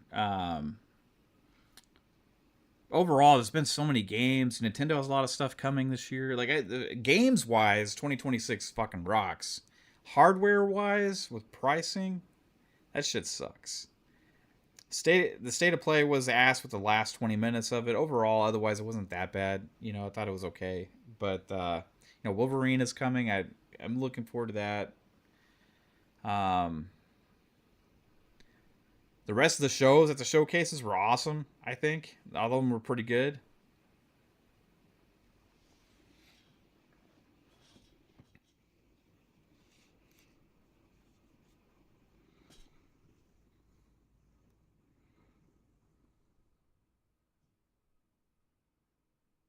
Yeah, that would be correct, Razor.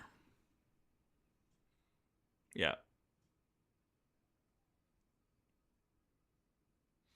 But I mean, the easiest way, like, if you guys are trying to figure it out, like, and there's like a different number, right? I got a trick for you. Okay, let's say you're trying to make 35% margin, okay? And your price is $5,000, okay? Just go to a calculator and hit divided by 0.65. Okay, a that's going to give you a 35% price retail. So if you're at 5,000 and what your cost is, and you say, well, I need to sell something and it's got to be at 35% profit margin, divide it by 0.65. His different reason is because the difference between 65 and 35 is 100, right? So if you divide it by 0.65, you're gonna have your accurate price, and in this case, it'd be like 76.92 off of 5,000. 76.92.31 to be exact, if you round up the penny.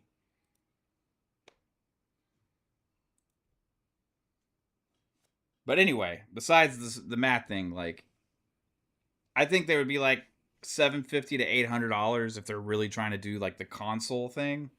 But they're not really trying to. This is why they're not going to sell 20 million of them. They're not trying to be. They're not. They're just. It's just going to exist. This thing's going to exist. It's going to sell to some heavy ass Steam users that are like, oh, cool. This is a gadget I can put on my TV and get my Steam games, right? But it's like, if they really looked at it, you fucking could buy an Xbox for $5.99 for 1 TB that does, like, has way better value, plus also can play a lot of the games that you can have on Steam. You have Game Pass. You know, you have Xbox Play Anywhere, so if you got your PC already that you have your Steam library on, you can play a lot of the games there too. Like, it would just be like 500 fucking extra dollars just to throw in the fucking trash, man. Just because you love Steam that much. Too much math in this chat. Void Rat says it's 2:33 a.m. Here, stop trying to make me use my brain. When I train guys, the reason I like when I train guys, like, I use the whole 80 to 100 thing, like, every time, you know, and 90% of the time they'll say 96. Yeah, and I'll have to explain it, because, like, I need them to do their estimates properly, and so, like, and I try to explain to them, no, like, if this is costing this much, you can't just charge that much because it's not at the actual margin that you need to be at. It makes a big difference,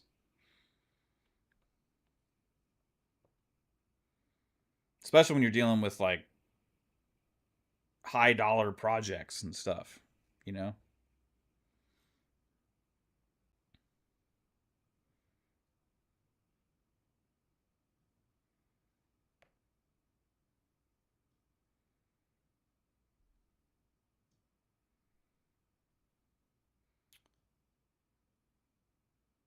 you're not good at math, you stay away from it. Yeah, I'm curious how much they're gonna make though. You know, like, are they subsidizing this thing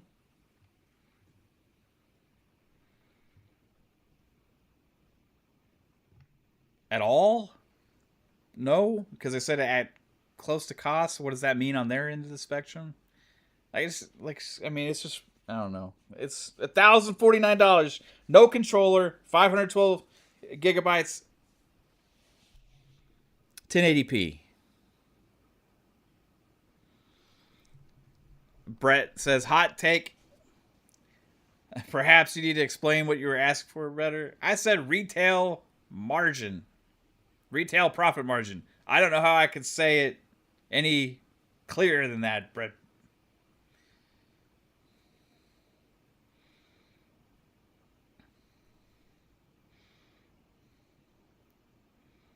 Very specific to say retail. No shot they are subsidizing it. But to your point, like they, well, I mean, they are retail as well because they're selling it on their own store, you know? So, like other places that are selling it, I don't know, but, they're selling it on their own storefront, so.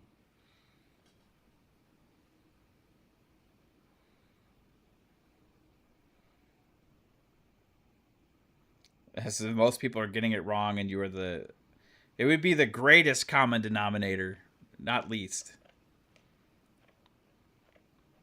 There's another math one for you, Brett Bingham. greatest common denominator, not least. That would mean that would be irrelevant that would be the least relevant thing in the equation. I know Brett's triggered because he's a math guy. He does numbers and stuff, so he's triggered at this. But I understand it's not the same thing because you're working a different kind of department, man. Working a different kind of department there. This is different, completely different thing. And yeah, it's a common way of thinking, So I understand that most people are going to get that wrong, because I used to think that before I was taught it. I had to have it explained to me when I started doing what I do over 20 years ago.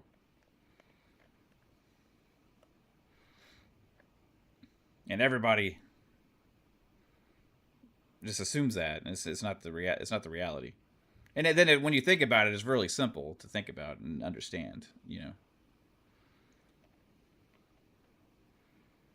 if you say what's 20% of 100, be $20. Shane G says if the Xbox specs are true and they sell it for $1,300 with a controller, then that means Xbox is subsidizing it because the specs would be about $1,600. I hope they don't nerf it. I'll buy it. Yeah, man. How many are they going to sell, though, Shane? That's what I'm curious about. Like, okay, so like when we talked about this stuff before with Helix, I was thinking, okay, well, it's going to be an enthusiast machine, and so maybe they do something else too for the masses, right? Something else, because I don't want them to sacrifice too much on that thing either, Like, if it's awesome enough, I will fork it over. I ain't forking over $1,000 for fucking 1080p. I ain't forking over $1,000. I ain't forking over a fucking $1 a p. Fucking imagine that you're paying fucking $1 a p. No thanks, man.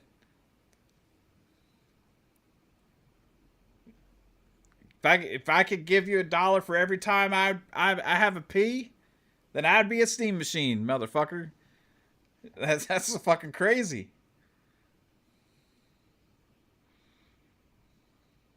Fucking $1 per fucking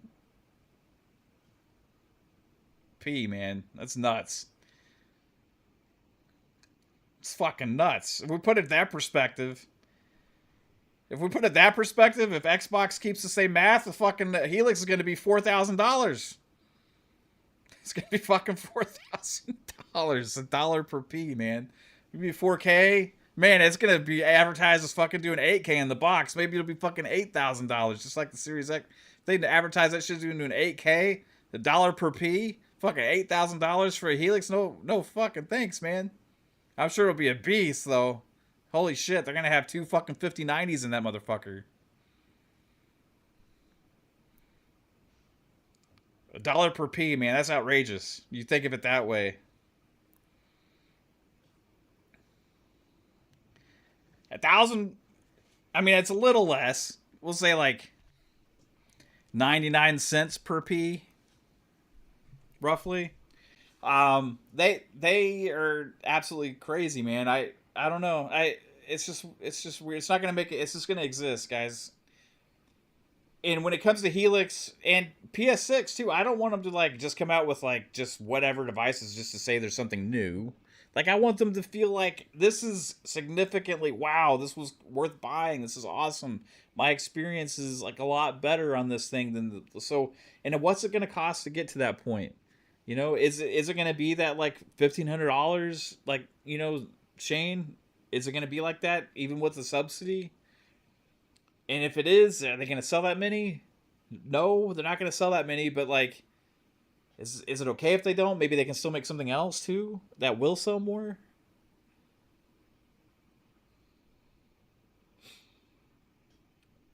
I don't know, man. This is like a whole Asha thing talking about where they're gonna have to come up with new business models. You know, she's trying. They're trying to figure this shit out. You might end up opening up your fucking dashboard and have fucking ads all over the place. I know people don't like it, but I mean, I don't know what's gonna happen, guys. You might open up your fucking dashboard and have like a Target commercial that just fucking pop on.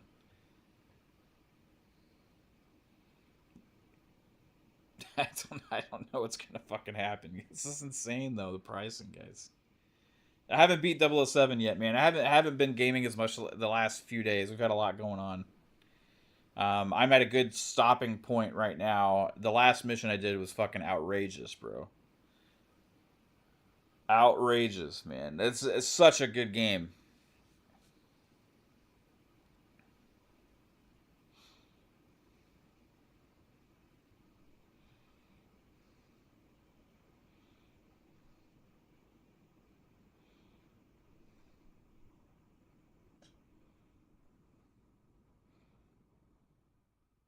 You'll fork, yeah, we'll fork over. Is that what the Steam community is thinking? We'll fork over just for access to the library. That's the only benefit, right? That's the only benefit that they have is just that they have the library. Fuck, if we could charge $1,000 for having access to a library on a screen and just fucking charge whatever the hell we want, like that'd be insane. You know, it's not the way that the business should work. You know, I understand that the cost is what it is, but man,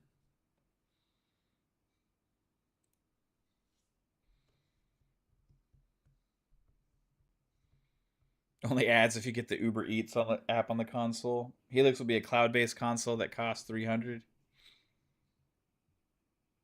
Man, they already ordered all those AMD chips, man, and paid a shit ton of money for them. So I don't know what they're gonna do with them, Ron. If that's all it is a cloud-based console. And I think that there's those are gonna be the Helix that they're still committed to that might have maybe if anything it's less open and so they can subsidize it more. But then maybe there'll be something else to go along with the Helix or like that comes out after the Helix, right? Helix will just be something for more so for the enthusiasts probably, and then there will maybe be making more different things and open it up to OEM that is going to be for like you know more mass consumers and stuff.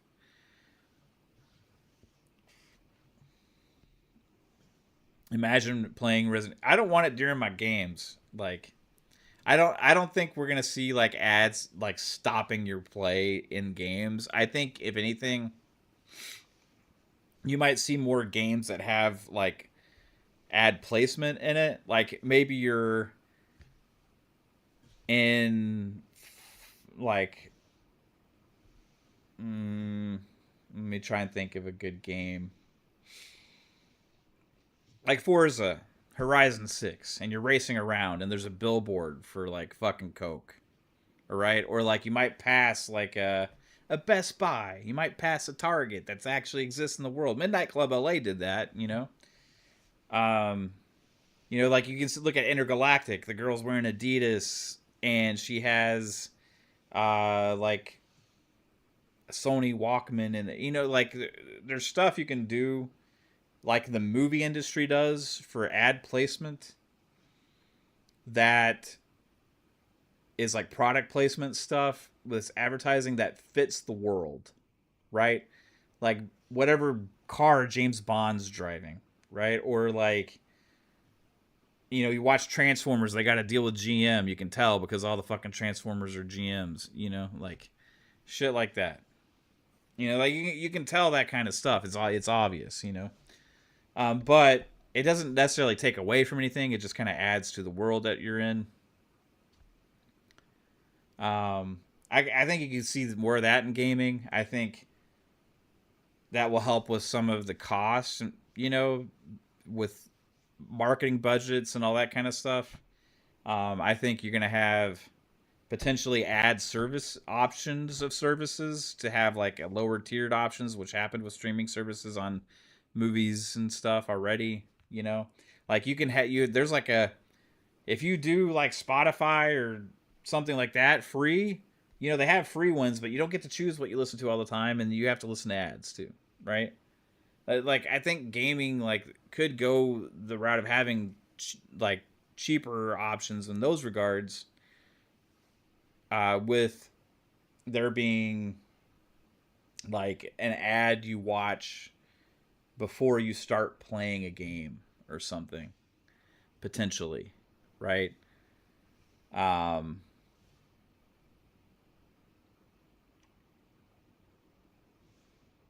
like like you watch on movies on certain services, watch this 2 minute ad and then enjoy your uninterrupted movie, like that kind of shit.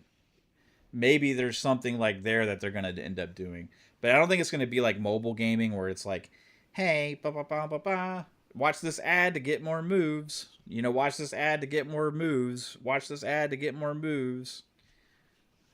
I don't think it's gonna end up being that shit on consoles and stuff.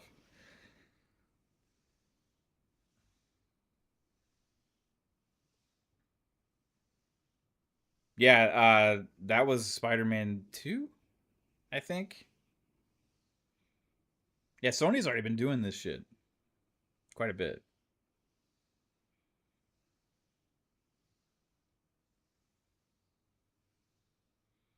So I think there may be like different levels of that kind of stuff that we get. I think that they might look at that being an additional value to subsidizing. I think the ads on the home screens and stuff like that, you could potentially see a return to. Um, that might be looking at how they value subsidizing the consoles and stuff, and I think that goes across the board. Um, I know everybody loves this shit, but also we don't love paying fucking $1,300, $1,400, $1,500 for hardware either, do we? You know, we don't like paying $30 a month for subscription services. So, like, what is the realities of the situation? I think it kind of sucks that the people that don't want the ads keep getting forced into paying for more expensive things. Um, but I would rather be options for cheaper things and not at the same time. So I don't know. It's a whole balance thing that you got to look at. And what's the best thing also to grow the business is something that they have to keep into their minds. Like they don't want to piss people off too much, but they also need to be able to keep costs down enough, right? So this is something that they got to think about. It's a whole interesting thing, man. Like, how much are you guys willing to pay for a Helix? Now, our audience is definitely going to be way more enthusiasts than the average consumer, right? But I would also argue that the probably the majority of Xbox owners still to this point are are more enthusiast of Xbox, right? I think the heavy Xbox user is very enthusiast like. I think there's definitely a percentage there of Xbox users that are um we're less there's a lot less like people that are just buying an Xbox to play fucking FIFA or NBA 2K, right? There's a lot more people that are buying Xboxes to play more different games. You know what I mean? Like, I'm not saying those don't still exist, but the average Xbox gamer spends more money. So maybe like the market is more dictated to where there still would be a bigger audience to buy a higher end. Brett, you say 1,500 full stop?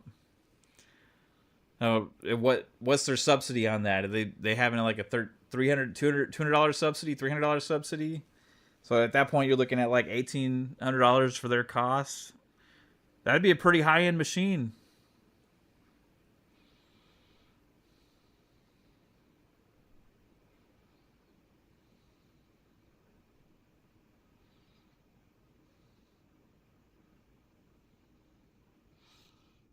I don't know how many of them they're going to sell. I mean, over a lifetime of a device like that, maybe it goes down in price at some point. The crazy thing is we're all used to paying it for phones. So what if they come up with a model that's more like how we pay for phones? This was something Phil Spencer talked about before, and you could look at it as the Xbox All Access. The thing is, they got to make it to where like just about anybody can do it, right? So they got to make it, if they do it like the phone models where we're all paying monthly and then after 2 or 3 years we upgrade, you know, and we're paying $1,500 and you're probably paying what's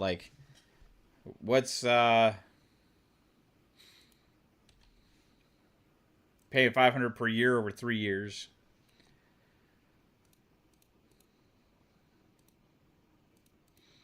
You're looking at like $42 a month.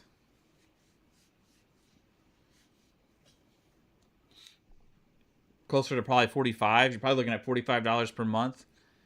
Now, if that probably wouldn't include full Game Pass.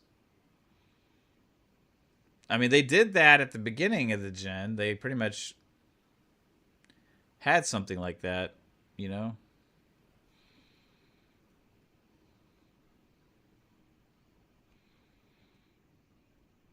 So let's say I got a question for you guys, right? I'm just throwing this out there. I'm not saying it's right or wrong or whatever. I'm just throwing this out there. How much would you pay per month to have a Helix and have it paid off within 3 years with then an option to upgrade after that, and it include Game Pass with Game Pass day and date?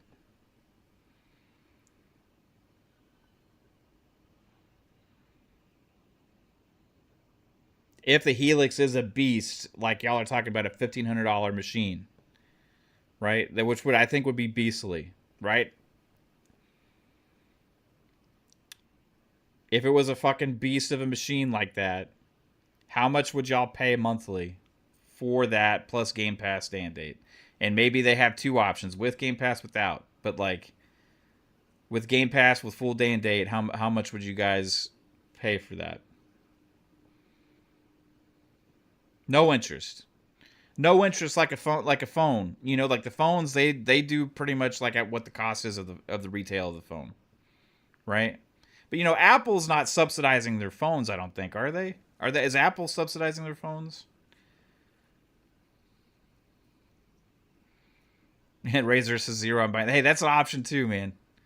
But I'm just looking at like to be able to get more people to buy into buying that don't have $1,500 extra cash sitting around to spend on a device, because you're talking about like, you know, trying to appeal to lots of different markets and stuff, you know, too, and in different countries as well, and all these things. So like, the one thing is a lot of people are willing to pay that much money for a fucking phone.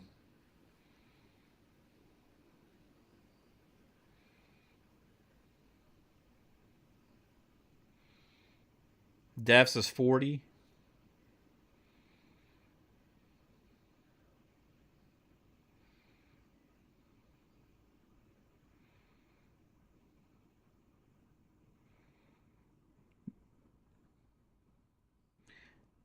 What about 40 without 40 for premium and then 50 for essential, or for sorry. What's the price difference right now? Is it like $7? But 40 for Game Pass premium, and then 48, I think. Is it an $8 difference or 7 between the two right now? $47 for Game Pass, that with Game Pass Ultimate.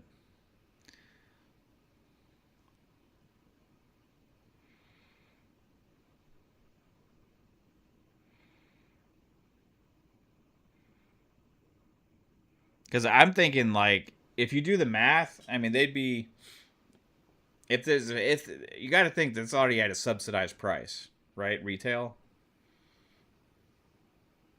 That's already a retail subsidized price. So they're probably not going to be willing to take too much less.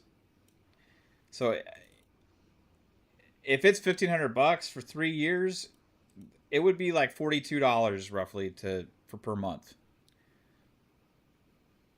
just to pay for the console. It'd be $41.67 per month just to pay for the console if it's $1,500 exactly, and that doesn't include taxes or anything like that. That's just like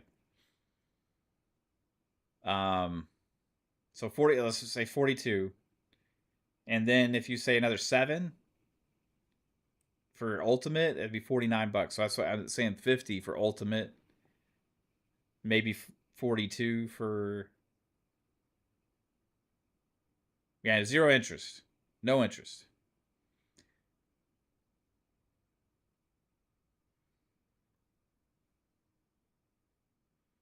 Trying to think of like what they're trying to come up with right now. You know what I mean?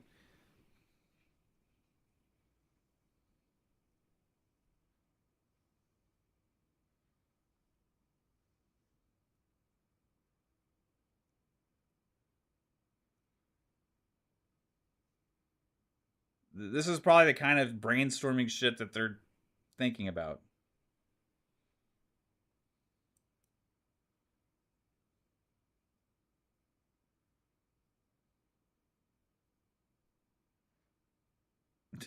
You don't need another bill. None of us do, man. None of us do, bro. That's for damn sure. But like, but much like your cell phone, if you don't pay it, nobody's knocking on your door to take it away from you. However, they can take the service away. So is there a way they can like brick your Xbox if it's one of those and you don't pay your bill? I don't know.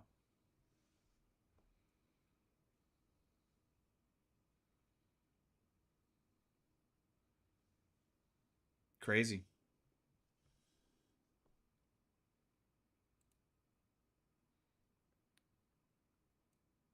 Or they're just like okay with just not selling that many, you know? Like the Steam machine isn't going to sell that much. But the Steam's primary market is on PC. Xbox's primary market is on console. So it's they gotta have options for people for hardware. As to much of Greg Miller's disdain, I know they can brick your console right now. I'm just talking about like not paying your fucking Xbox console bill. You know what I mean? Did they like when they had early access earlier this generation and they were doing that, right? If somebody didn't pay their bill, what happened? Or was it just that they owe the money, you know?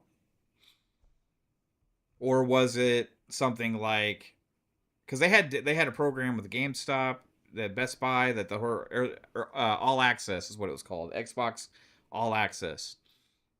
But I don't know what happened to like if somebody did that, got one of those, and they didn't pay it.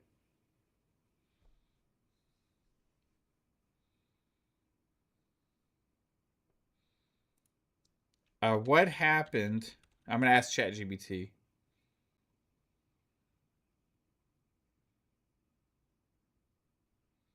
What happened when a consumer failed to pay his Xbox All Access bill?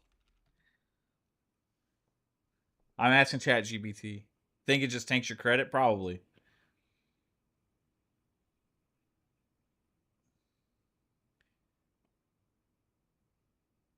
Okay.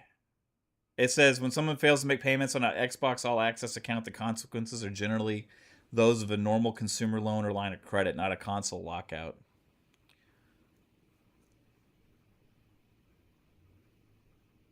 Yeah, so because it's through the banks, right? I guess.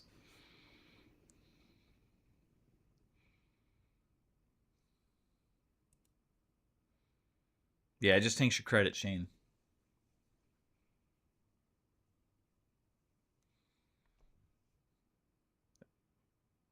Crazy pricing out there these days, guys.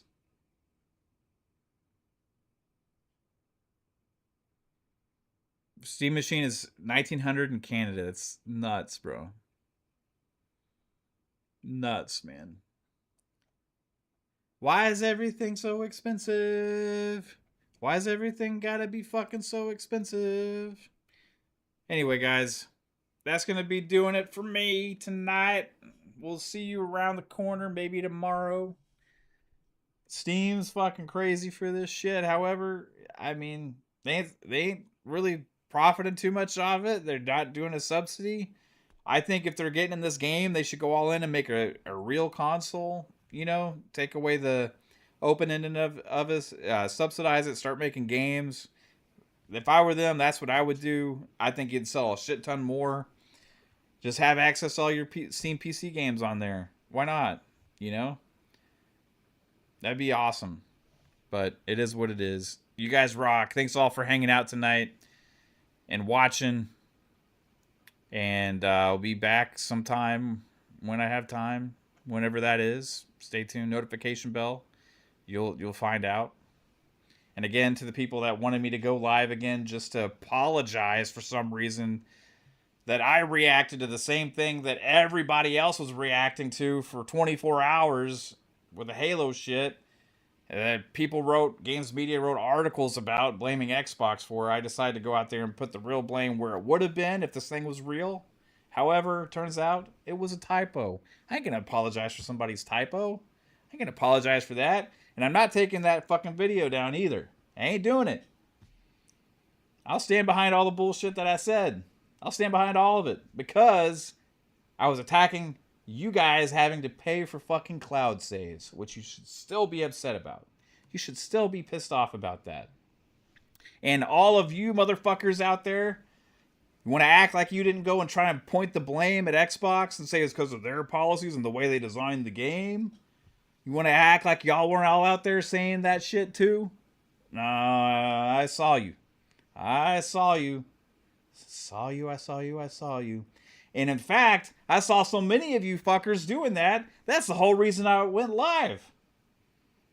I wouldn't have even done that if it wasn't for all your bullshit. So I had to go make people know if only one company was charging people, the attention should be placed at that company. However, we can all just blame the blind typo man that works for Halo Studios. I don't know who did it. It was all their fault. It was a typo. Oh well. We all move on. We get over it. And for also the person in here saying I gotta give fucking 3 hours of energy to Steam. I don't ever have fucking 3 hours energy to fucking get mad about Steam for any, who gives a shit? This thing's just gonna exist. The reality of it here. This little fucking shitty cube, this 1080p shit cube box thing that they're trying to sell for $1,000, $1,050 out of controller. That's $1 per P, man. $1 per fucking P. I ain't giving 3 hours energy to that shit. It ain't Xbox. I don't have any desire to care about this thing. It's just gonna fucking exist for the idiots that decide that it's worth it to access their Steam library. If I were them, I'd wait for a Helix.